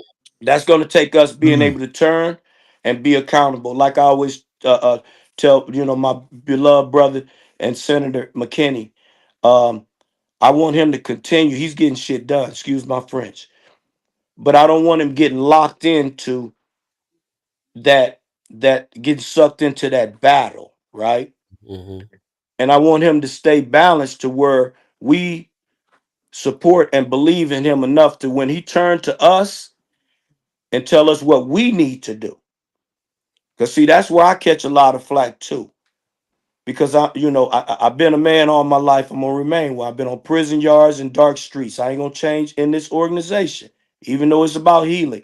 I'm still gonna speak what I feel, and not in a disrespectful way. But we have to be more outraged about our youth killing each other, shooting up these houses. We got to get amped up about that and let them know that. I'm letting them know it right now through the ripple and how it's just tearing us apart. Okay. Yep. And I think they're connected to that. They want that leadership, and we lose a little bit of credibility all the way around too. Because I try to listen to everybody. We lose credibility because our frustration do get us to that pitch because it happens so much. We done lost so many people to law enforcement and all that. So I'm all day long on holding them accountable. But restorative justice looks at everybody as stakeholders. So Mm. everybody have a big Mm-hmm. part to play in this. And that's how a mediation happens. Buddy, Paul, y'all are both valuable stakeholders. So when we go in as a mediator, I can't allow you two to be indicted. Mm. I got to hear your needs, right? So our needs is to law enforcement, OPS, and everybody is. Y'all know what those needs is. We want to breathe. Y'all out here killing us. Y'all ain't Yeah. educating us. All those are valid. They're valid. But what if OPS said, well, we need the kids to show up better? What if the Omaha Police Department says these kids showing up with rounds out here, man, sticks, shooting up each other, neighborhoods. Now, if we deal with that situation right there and start meeting each other's needs, and they say, well, we need the kids to show up better, we said, we need y'all to stop killing us. Mm. If it's a stakeholders meeting, what I do is professionally, I turn it around to we begin to meet each other needs. Right. Okay, community, how do you meet Mm. that need of law enforcement said they out here, these kids are showing up bad. Okay. Then said, okay, law enforcement, how do you meet our needs? What happens in that is we start getting to some of that historical stuff that's driving it. See, a lot of people think this is a cushy conversation. No, when accountability is in the room and everybody got to meet it. It gets So what heated. I'm saying to us is, bruh, Mm-hmm. we got to be accountable for how our kids are showing up. I hear I you. don't think that's a stretch, man. Mm-hmm. No, it's really not. And I'm glad you bringing that up. Like I say, I'm very interested in anybody that's doing the work with families. And I've sat in a room at a Black Agenda Alliance meeting where I heard Brother Sherman Wells, Brother Kasim stand up and talk to them parents that were sitting in the audience with those kids. The kids are standing up and saying, "Yeah, I want to do something. I want to do something different." And then those brothers will stood up and said, "Well, let me talk to your parents right now. The parents, you need to do something different." If they go Right. do something different in a big way. So I appreciate you, man. I'm gonna jump into the chat. Strong voices. Strong, got to have strong voices. You got to stand Man. up to them. And you're right. In this day and age, it's tough. Don't say nothing to nobody. But nah, like you said before before they become a problem, we need to discuss these things. Let me Yeah. jump in the chat real quick. It's 8:23. If you believe in the concept of time, we only got a few more minutes with the brother. If you're just joining us, Roscoe Wallace is in the chat. And the name of your organization again is writing so small right there. Viable healing. Viable Healing. Okay, I appreciate that. So Yep. definitely look at Viable Healing. We'll give you some information on how to reach him after the interview's over. But in the chat, real quick, I see some people chiming up. Ariel's 402 says a lot of organizations use coins as reward for accomplishment. Military, police, AA. It's a physical token and something to strive and achieve to. Shout out to Mayor Sanchez, who always got a great idea Okay. on how to enhance something. The mayor. The man. Also, Barley Harrison is asking the question, what are your thoughts on people saying there's division with these organizations here in Omaha? You talked about the lane that you're in and the lanes that people occupy. And we talk a lot about that too. As a matter of fact, we're working on a whole series called Lanes of Change with Hmm. this very thing. Hmm. Do you see division? Do you see division, or do you see more togetherness? What do you see? Is a good question Well, there. well, briefly when I came in, like, I touched on it a little bit. I seen some hustling, within nonprofits, and I got hustled a little bit. I did some Hmm. work, did some Mm. MOUs, yeah, a couple of times. I ain't gonna put out there who did, but it Hmm. was some notable people, and it hurt me because I signed up for this thing. I was in management up here in Sioux City. I got up out of it, wanted to come home, but like I said, I seen some things, even with our elders. I seen people, getting a check but not wiping the butt properly. Same thing with our kids. I seen people Hmm. signing up for family support, Literally. family partner. Some of them out there now coaches, and this thing got to be way more than a check, man. If it was just about a check, bro, I'd have gave this up long time ago. Ain't no money in this. I'm telling you right now, Man. bro. Man. But what I do get paid from is just what I'm telling you guys in those stats. But yes, it has been with nonprofits, stuff like that. Uh, but I can tell you this: we ironing out a lot of that. The people that's really doing the work, NOCP, Sherm, Kasim, the brother Pim Jahai. Hmm. We have to sit down and really look at the magnitude of what we capable of doing and what we're doing already. Hmm. I think that's happening along with 360. I think what happened in that meeting, we can benefit from it. I wish it didn't happen the way it did, but I Mm. always look at the plus in it. There's some conversations that's been Right. Right. had after that meeting that's been very valuable. And like I said, me and the brother Kasim, and that's my brother. He know I love him, and he loved me, regardless of what anybody said. We just reconfirmed that yesterday. But it's those things, being able to have the tough conversations, come back to the table, and those are the people that's really into the mission. They Hmm. don't have a lot of time. They got short patience, so be careful. Right. They don't have time to play, Mm-hmm. and you know who they are. So Mm-mm. those are the ones, and we got to iron out that stuff. And guess what? The biggest word: hold each other accountable. Love it. Love it. Man. Yeah, headed back to the chat real quick. We only got about 2 minutes left with you. Joyce McKinney Grisby says, "My husband and I have a youth summer track team where we're with promoting health, wellness, and competitive experiences. We need to know programs that will collaborate with us to work off the track and field. So work off the track and field. This is another situation here that I didn't know anything about. Something else for the youth to do. Some other programs out there, but besides because the survival club and the football and the flag football team that the BAA is doing. Here's another one out here. There's some resources out here. So That's I'm glad right. you. Thank you for posting that. I hope that we can Thank you. collaborate and bring those to the forefront. Also, Damian Simmons Butler in the chat says it's true, and then the kids feel a certain way and miss their loved ones. Fathers took from them, like Earl Wallace Jr. He talks about missing his dad, Earl Wallace, a lot on Facebook, which is my big cousin.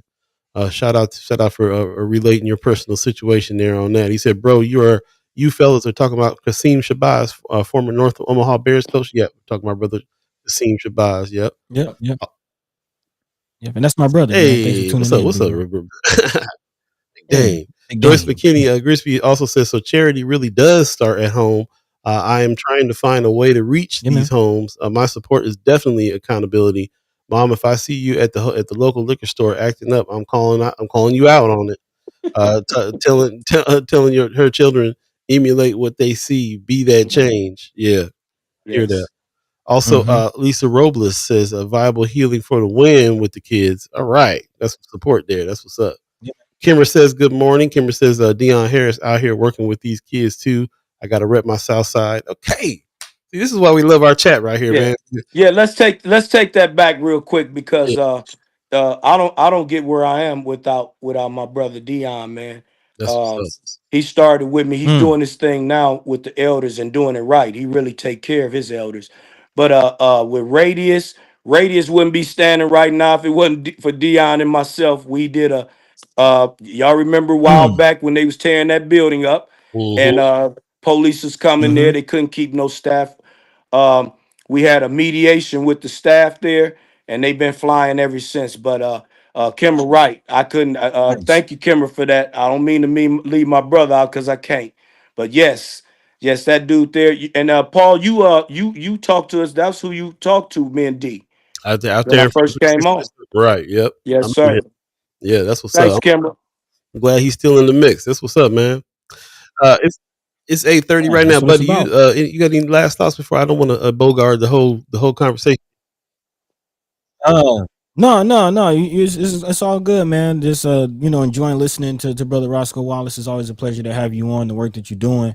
And you for me, you really, really, really hit home when you talked about that rite of passage into manhood. You think about several other cultures, other communities. You got bat mitzvahs and bar mitzvahs, and when a young man turns 13, 14, 15, there's a certain expectation of them, like, okay, you a man now.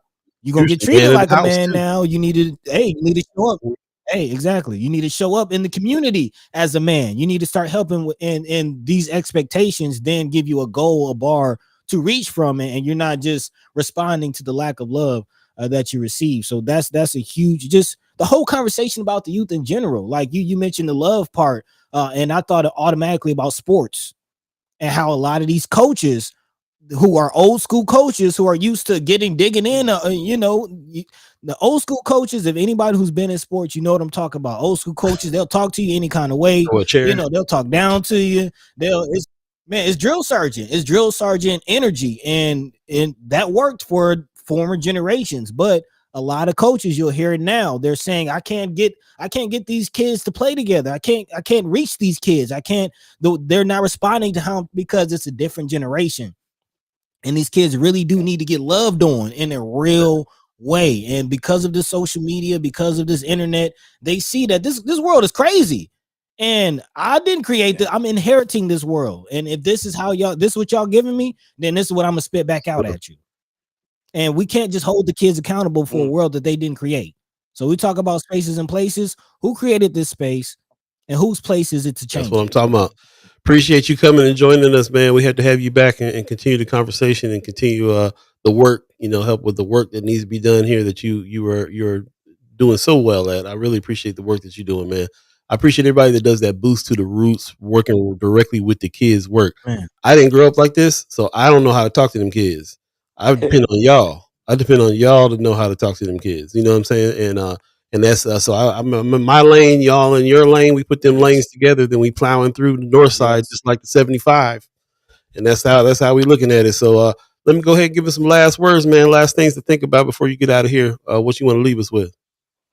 Just love, man. And just want everybody to know that viable healing, is an extension of my life. The reason I call it viable healing is, viable is easy. It ain't easy, but it's easy. It's viable, Right. you know, and the healing is so necessary. Um, since '86 and what I would say the crack era, that was our most harm. We still, and not just us, a lot of places still. I mean, we like 4 or 5 generations from what we call the crack baby. Remember the crack baby that had the babies that had the babies.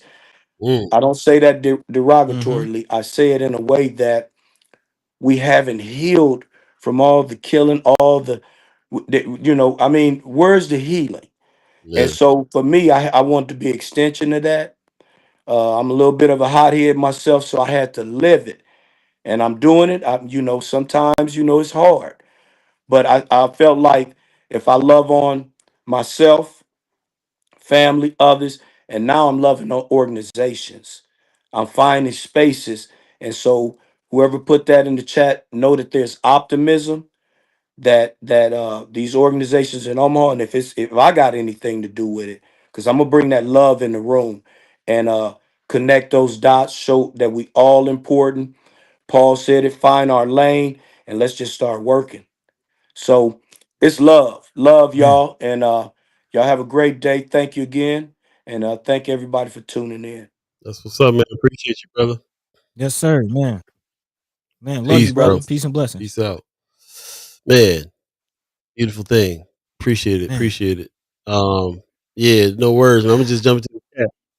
Uh, Hey, I'll go jump into ahead, the man. chat real quick. Kimmer in the chat said Roscoe also used to come to my program at the library. I kind of feel like that's where some of this got started. So and that to me that's Man, okay. receipts. Like we hear about the programs that she did in the library that made such an impact.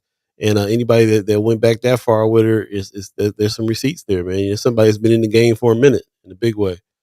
Also, Maggie Miller Jenkins says, "We good morning to you, by the way. I haven't seen you for a while." Said we have lost Yes. the sense of community through the incarceration complex and systematic promotion of the nuclear family, which society preaches. It takes a village. That's an interesting statement. She said, "We Mm-hmm. did bring our culture, but it was removed along with our language through the enslavement process." Talking There you go. Which You're was right. I, intentional. I made a I made Man. a mistake in saying that earlier that we didn't bring it over here. Our rituals for manhood, we didn't Mm. bring it, but yeah, no, we brought it. We brought it. It got taken away. You're absolutely right. I appreciate you. Also says we do have numerous coming of age traditions, but our connections have been systematically removed through colonization. Exactly. Uh, Yep. talking and Intentional. working with children, how we wish we'd been treated because we were all children. There you go. There you go. Man. What Amir Sanchez said earlier, he said, I grew up with Walter Dion Harris. So, okay. So, Mayor Sanchez in the chat, Hey. growing with the brother from the South Side, they're talking about. That's what's up. More receipts. I love it. Also, Match Miller Jenkins says, that's my dad's generation, and I'm only 38. I'm only 38. History isn't as old as colonizers make us feel like it is. The reclaiming process is lighting up with this generation. Whew. Yeah, yeah. I mean, because just this generation is realizing the very thing that brother Roscoe Wallace has just talked about. You got to understand we're now the third generation removed from the crack epidemic, which the crack epidemic again. Understand, people in the hood don't got planes and boats to Come go on, out to man. get these poppy seeds. People don't got planes and boats to go out and buy these military grade weapons. How are we getting our hands on this stuff? I mean, Where is it It's coming from? already been Who's it's giving it already to been us? unclassified that the three letter Exactly. groups sent crack into the neighborhoods. It's a fact. Uh, Exactly. I mean, and we're dealing with it now. Like you disinvest in education, you disinvest in families, you disinvest in housing, you disinvest in mental health, you create the very circumstance that leads to violence, and then you try to act like, oh, there's this violent problem. We gotta the super predators, we gotta lock everybody up. Like, come on, how many times y'all gonna run the as same long play as and it's we not gonna profitable, come on? which it forever will be, because that's what it's all about. They keep the machine running to make that money. Lisa Robles in the chat says you don't have to have a history of any certain lifestyle to show up and be a positive influence for a child. It takes love and leaving judgment at the door. I hear that. I feel that. I also value the lane as well. Like there's ways that I know I can help that is different than the ways that some of these other brothers can help, and we can pass the ball when it comes to that. You know what I'm saying? They can reach them. They get to a certain point of some interest, of some things that's more my lane, then I can take it from there. And then I can pass that on to the next person. It's going to take everybody's input in a big way. I appreciate that. Brother Kasim in the chat says, I'm catching it late. Huge Man, shout out to Roscoe Wallace, man. Brother Wallace chimed you up, man, yes. bigged you up the whole show as well. Go back, definitely go back and check it out because we were talking about this. The coalition building is a lot of what he talked about too, which is one of the lanes of change too. So I really appreciate that. Joyce McKinney Grisby says, yes, it is a thankless, profitless job. I will continue to work with my side of the aisle and do what I have been doing for 25 years. Peak Performance Track Club. That's what's up. Man. No. She says, thank you for the platform, gentlemen. I didn't know that you were behind Peak Performance. I know about I went to North, so I know about the Grigsby family. I know about, shout out to Senator McKinney, the McKinney family. Your family have been very, very active in track and field. Man, thank you. Thank you. 25 years I've seen firsthand classmates who have gone through Peak Performance Track who are now going on to, live in other areas. Man, some are modeling for Nike, some are in Texas running in college, some are coaching in the Man, community. Like the listen, I'm trying to tell you, the answers to the problems that we're here. talking about are out there. this foolishness, this nonsense, this hyper militarization, like it's making me angry the more I think about it, like how nonsensical, like to even promote that or to even suggest that as an answer it is. We know it works. We know who's doing the work. Let's also stop playing that it's the majority. It's all of our kids that are these predators. Like it's most of the kids are doing okay, and it's because there's programs like this one we're talking about right here, the Performance Track Club, Peak Performance Track Club, been around 25 years. You don't think they're doing no good? They've been doing good if they're around that long. All these organizations are doing good. 360, every the Step Up program. We can go on and on about how many programs that are out there that are doing some good for the majority of the kids. The majority of the kids are doing okay. It's just like how they try to act like they're most black families don't have fathers. There's a lot of fathers in our black kids' life. So we got that's also part of this. Reject this narrative that we got this problem with our kids. We do have a problem with some kids, and we have some programs and some people that are handling that. So and give them the resources to do that. But let's quit acting like the majority of our kids are having these issues. It's not the majority. So put it in perspective on top of that, and give props to people like Peak Performance Track Club that've been doing this for 25 years. And I know Buddy just named off so many reasons why, or so many success stories coming from, that whole scene by itself. One scene, track and field. It's a trip. Manager Miller Jenkins says, "Let's be real. Black children are shooting up schools, but are targeted as the most violent demographic. Aren't shooting up schools, but are targeted as the most violent demographic." Right. Let's get the narrative right around here. Brother Kasim says, Urban Survival Club, Omaha. Yes, sir. As a matter of fact, he's going to be on Friday to talk about this. Perfect segue to our next guest on Friday, which is Brother Kasim talking about this. I can't wait for him to explain to you how all the things that he's been working on is now consolidated. These kids are going to be able to do survival stuff, sports stuff, all kinds of stuff. And his numbers are growing too. I don't know if you've been seeing the videos and the pictures on Friends of First Sky group page, but doubled in attendance for these things. That he'll tell you about it on Friday. But people are very interested in what's going on, and these are the boots to the roots people that are dealing with the kids directly, which is a huge deal. So that's what's up. Yes, Mash Miller Jenkins says black children don't shoot up schools, but are targeted as the most violent. Again, let's understand what the narrative is. There is issues and problems. There is stuff going on that is being addressed and being handled by several groups, people, organizations, families. Everywhere is dealing with what there is to deal with in a big way. And we're also even trying to tackle this whole institutions. Can we put some institutions out there for kids to be able to have something to do on their downtime or whatever else to help? Even though there's tons of stuff out there, they can join track and field. They can join any of the sports programs. There's a lot of stuff out there. Like I said, when we were at the Empowerment Network meeting, we walked past a room of 600 kids that are learning some things and getting some summer jobs. And trust me, man, if you want to talk about really like the percentage of what's going on as far as what kids are into or doing, a lot of kids are doing a lot of stuff. There's a lot of stuff out here that the kids are doing. There's a problem with a few, but not the majority. And I can't stress that enough. The majority of the kids, think about everybody you know. Do you know anybody whose kids is going out here shooting up stuff? You may know a family, you may know some people, so on and so forth, but the majority of the kids that are in your circle, in your realm and around you, go to school. They're kids. They're kids. They go to school. They come home. Play video games. So anyway, I'm going to keep going on this. It is 8:43 right now. Let's actually take a quick break and we'll come back and wrap the show. And appreciate all your comments. I'm sorry I didn't get to all of them. It was a very, very heavy comment day. I very much appreciate that though. But yeah, stay tuned. We'll be right back. You're listening to First Sky Omaha in the morning. My name is Paul B. He's Buddy to Gawd. Stay tuned. Be right back, y'all. Omaha, get ready to groove. The Love 'em Jazz Festival is back Saturday, August 30th at Turner Park in Midtown Crossing.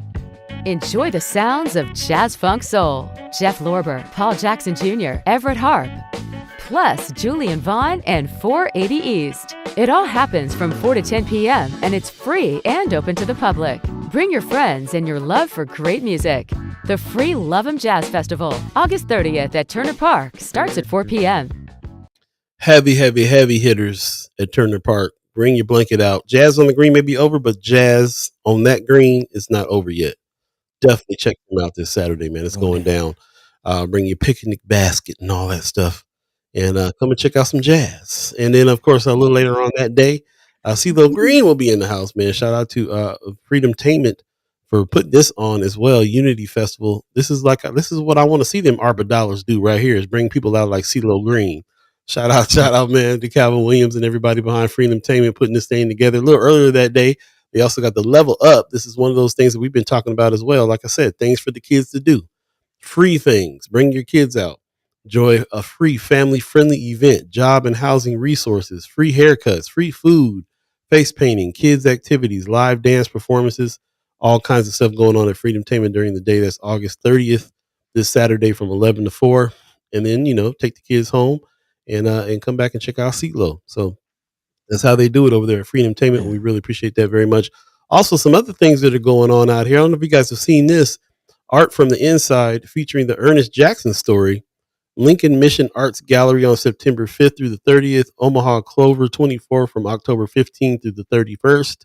So this looks like a art exhibit featuring the Ernest Jackson story. And there's a lot of stuff going on here. ACLU and Rise are putting on some things. Thursday, September 4th at 6 p.m. Join us at Rise in Lincoln. Join us and Rise in Lincoln at Turbine Flats for a community conversation about solitary confinement in Nebraska. There's some things you can register and go check that out.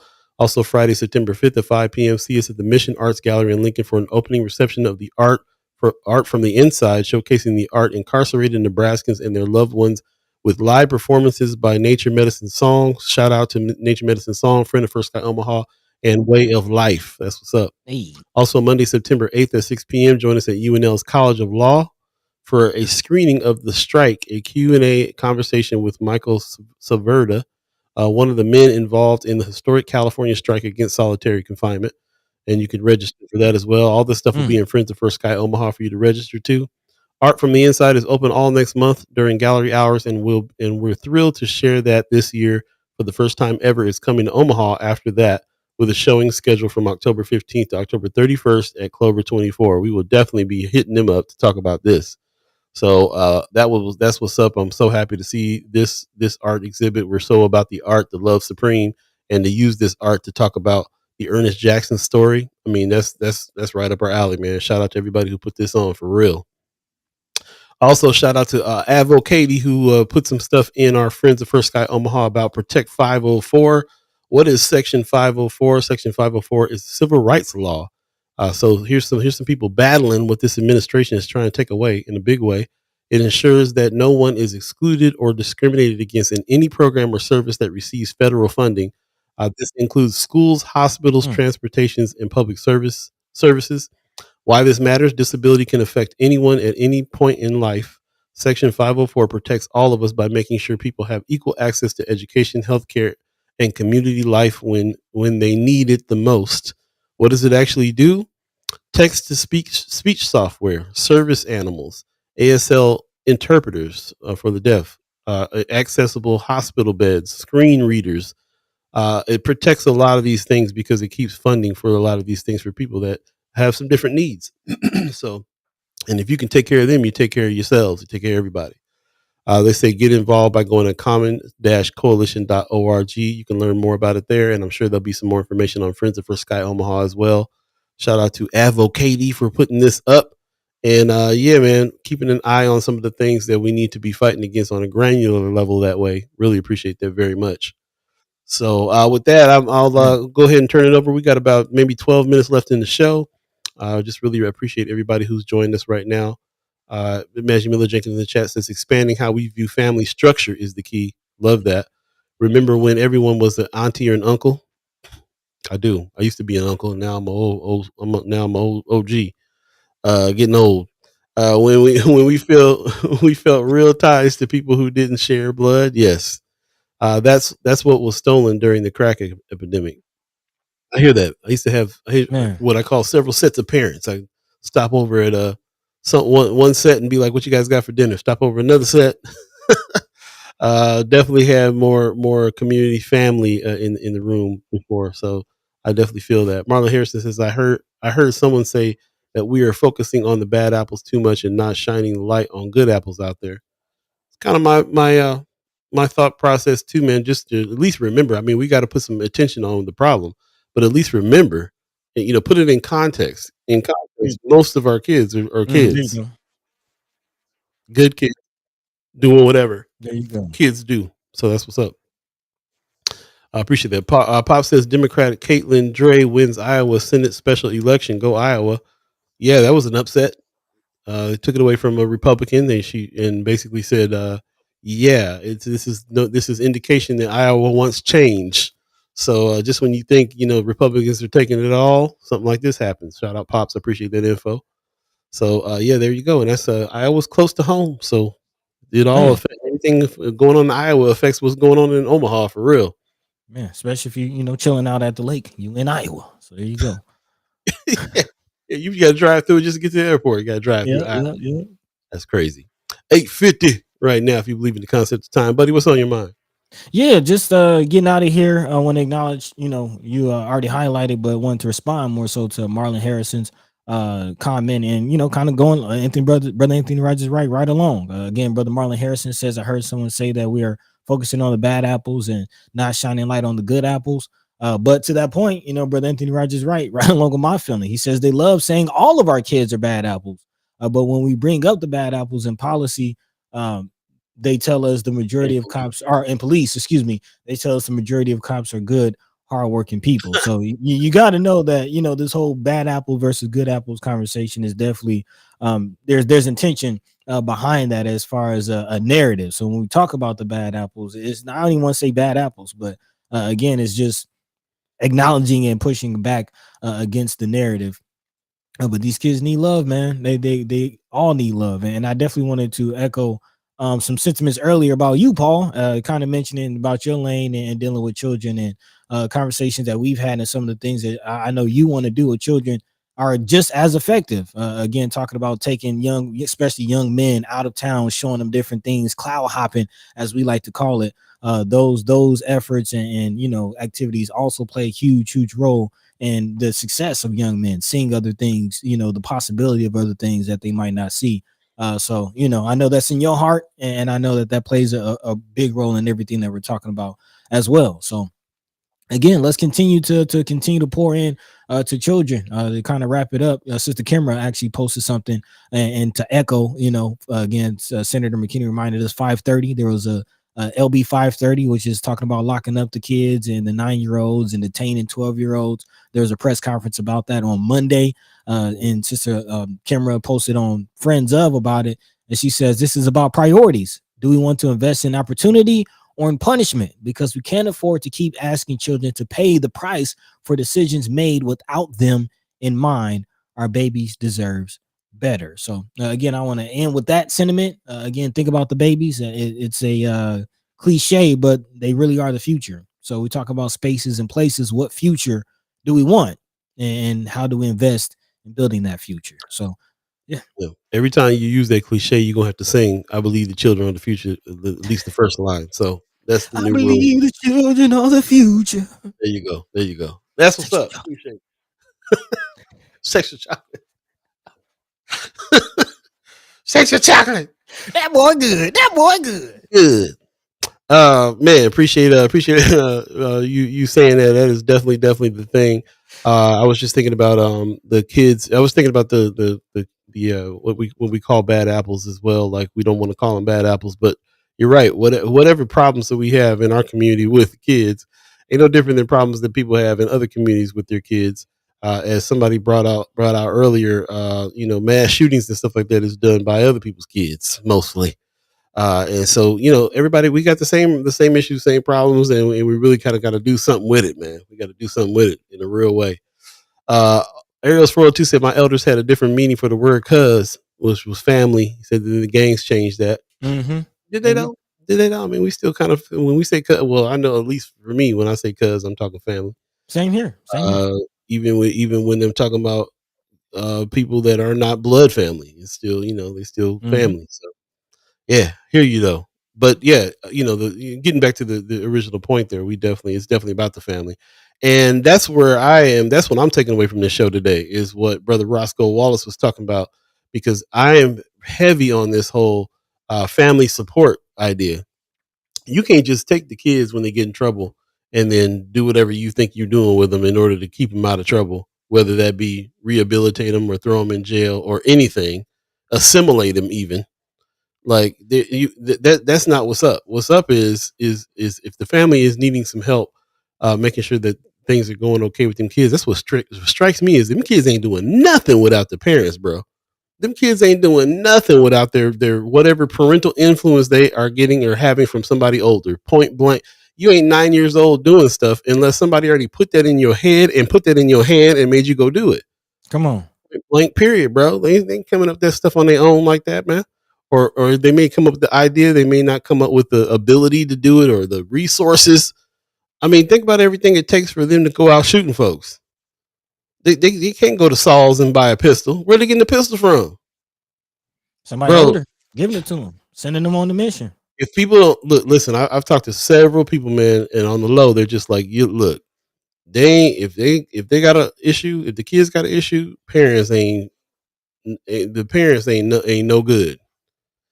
And it could be a parent, could be the parents, could be not parents at all, could be whatever older influence, could be older OGs even. It's whoever's putting it in their head that they got to go out and act like that. You tell a 12-year-old, you tell 11 and 12-year-old, you man of the house now, because ain't nobody there is no man in that house in that way, or there even is. They still got to be man of the house. What does being a man mean? What does the new rituals mean for manhood? I know in gang culture, the new rituals are go out and shoot somebody to be that man. True. You think gangs ain't run by 9-year-olds and 12-year-olds? They're run by OGs. You know what I'm saying? So listen, they can go in many different directions. When I think about one of the lanes that I wanted to go at one point was to become a teacher, because I had a really contrast of teachers in 5th and 6th grade. White lady in fifth grade that everything I did was, oh my God, and I'm in trouble. If I looked too fast one way, then I was in trouble. The very next year, 6th grade, the first black male teacher that I had, Mr. Mack. His name was Mr. Mack. He was that cool. Yeah. He stand outside with his little cigarette and just chilling, just and come inside the classroom. All right, everybody calm down. If I do anything, hey man, just calm down, bro. Just have a seat. That's all it took. That's all it took for me. And then I got lucky again. After 6th grade, I went to junior high. They called it junior high back in the day, back in California. And in junior high, 7th grade, I had another male black teacher, and he was one of them kind of cats that didn't take no mess. I told y'all to be quiet in here. He'd throw a book at you in a hot minute and all that kind of stuff. But he loved you. He cared about you. And if I didn't have Mr. Mack and Mr. Riley in 6th and 7th grade, I could have saw directions that I could go. Man. That wouldn't, you know what I'm saying? Luckily for me, I had family and friends, and I had a community that still wouldn't let me go crazy. But I can see why people would junior high is when you catch them. Middle school is when you catch them. That's 9, 10, 11, 12 years old. So the fact that we got like the brother Kasim's and brother Roscoe Wallace out here trying to catch them before they even get there, genius. Number one. Number two, none of them kids at that age is doing nothing without some kind of direct adult influence. Do something with them folks. Don't throw the 9-year-old in jail. Do something with them folks. It's already laws out there for that. If a kid goes in and steals something, the parents paying for it. If the kid get caught drinking, the parents go to jail for letting them drink. There's already stuff in place for that.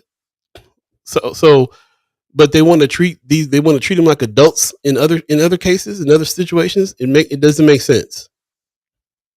It don't make sense. And until people start speaking up and really, until we really start coming at them that way, here we are. They just celebrated that they just passed a bill about being able to detain 9-year-olds and charge 12-year-olds as adults. Man, had a whole press conference about it. And had a press conference about it. Well, they doing something about the crime out here because it's so terrible, so bad.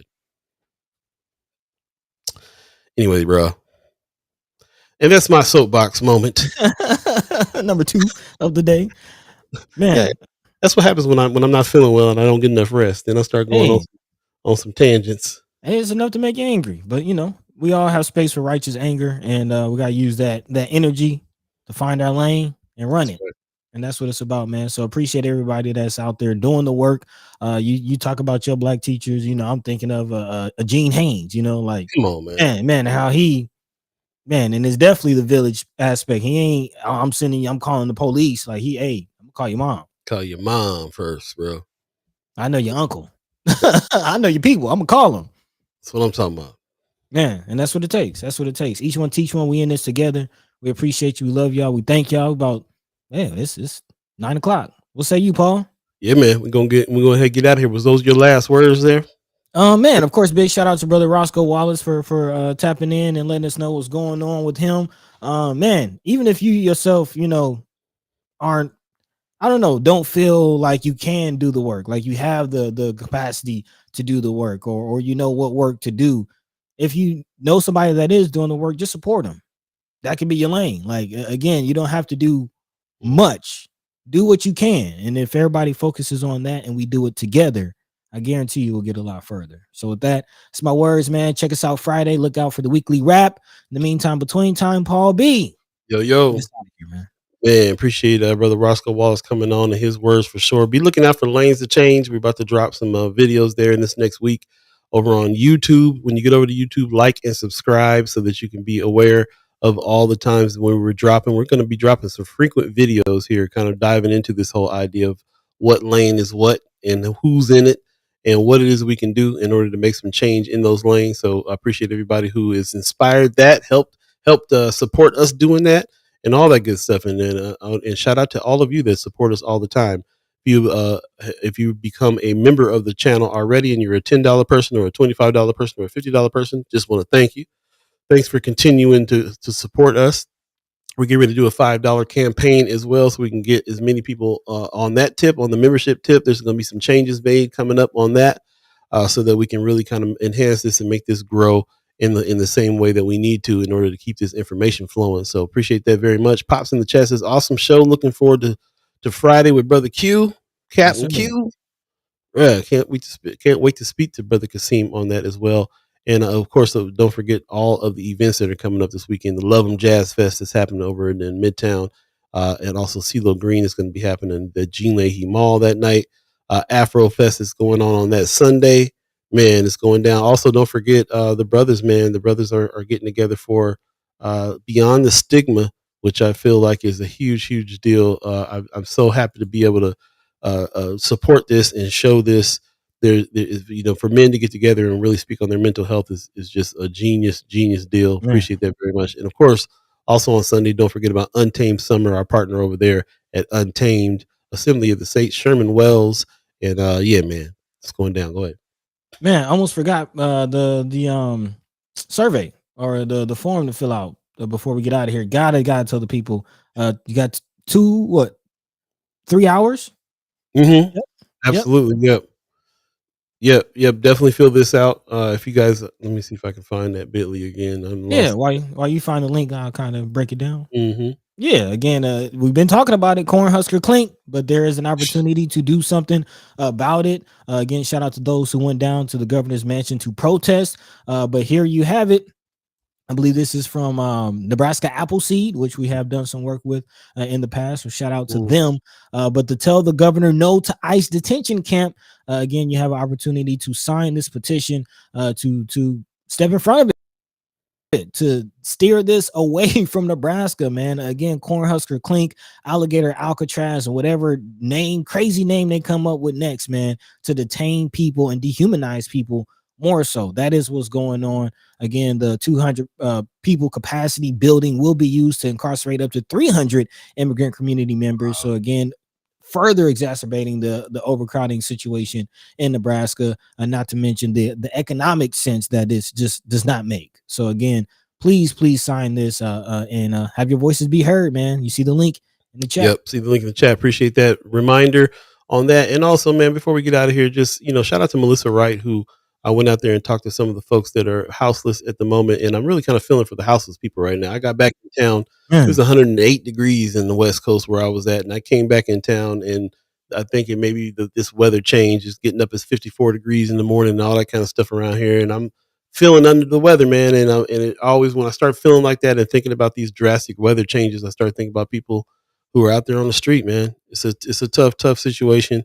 And this war on the homeless is ridiculous. This whole, we're going to charge you $300 or put you in jail because you can move your camp to where? Like, solve the problem. Like, what are you doing? And really, I would have said they're doing this so they can make some money, but they know they ain't making no money from people who don't have the money in the first place. What are you doing? What? It doesn't even make any sense what you're doing. That said, here's some resources for the unsheltered individuals that I want to put up here for sure, man. Definitely check it out. DHS Shelter Hotline at 202-399-7093 or hit 311 to come into a shelter. It says for behavioral health support, individuals should contact DBH Community Response Team at 202-673-6495. Community members who see individuals in need should make the calls on their behalf. If you see anybody that you can help out that way, here's some stuff to hear. I'll put this in Friends of First Sky Omaha. But this is, well, actually, this is for DC. My bad. This is not for us. Yeah, this is for DC. This is I'm looking at these numbers like this don't seem like no Omaha numbers here. Yeah, this is the DC one, but we'll find the resources for unsheltered individuals for Omaha as well. Appreciate that very much. Yeah, DC, definitely. Pulled the wrong one. I was going to do something like that today. As sick and tired as I feel right now. So. No, I appreciate how you try to set that up, and I feel like we have had those resources. We do. So, yeah, let's secure them, pass it around. Yeah, but I'll be looking for them. Friends of First Sky Omaha. We'll put that there, and maybe we can try to help some folks out in the meantime. So there you go. In the meantime, between time, we'll get out of here. Shout out to the Umaha Tribe elders for allowing us to be on this land and speak while we're here. Shout out to our elders for allowing us to speak before you, and shout out to you, the chat chimers, allowing us to speak with you. Thank you very much for coming in with the great comments and the great questions and the extra resources and all of that. Please tell a friend, tell a friend, tell a friend. You can always go back and look at this show in its entirety on YouTube or Facebook, preferably YouTube, so you can like and subscribe over there for us. If you miss any parts of Roscoe Wallace interview, I definitely highly encourage you to go back and check that out too. Some gems in that interview. And stay tuned for our brother Kasim. More gems coming on Friday. We'll talk about what he's got going on with Survival Club and everything that's happening with the Black Agenda Alliance. Catch up with him too. And also, I think we need to talk a little bit about the Crawford fight coming up. I know he's got some information on that. Man, hey, I think I heard he having a send-off parade party type deal. They sending them off. It's going down. The champ. We'll see you on Friday. You guys take care of yourselves. Peace. Peace. By the way, Van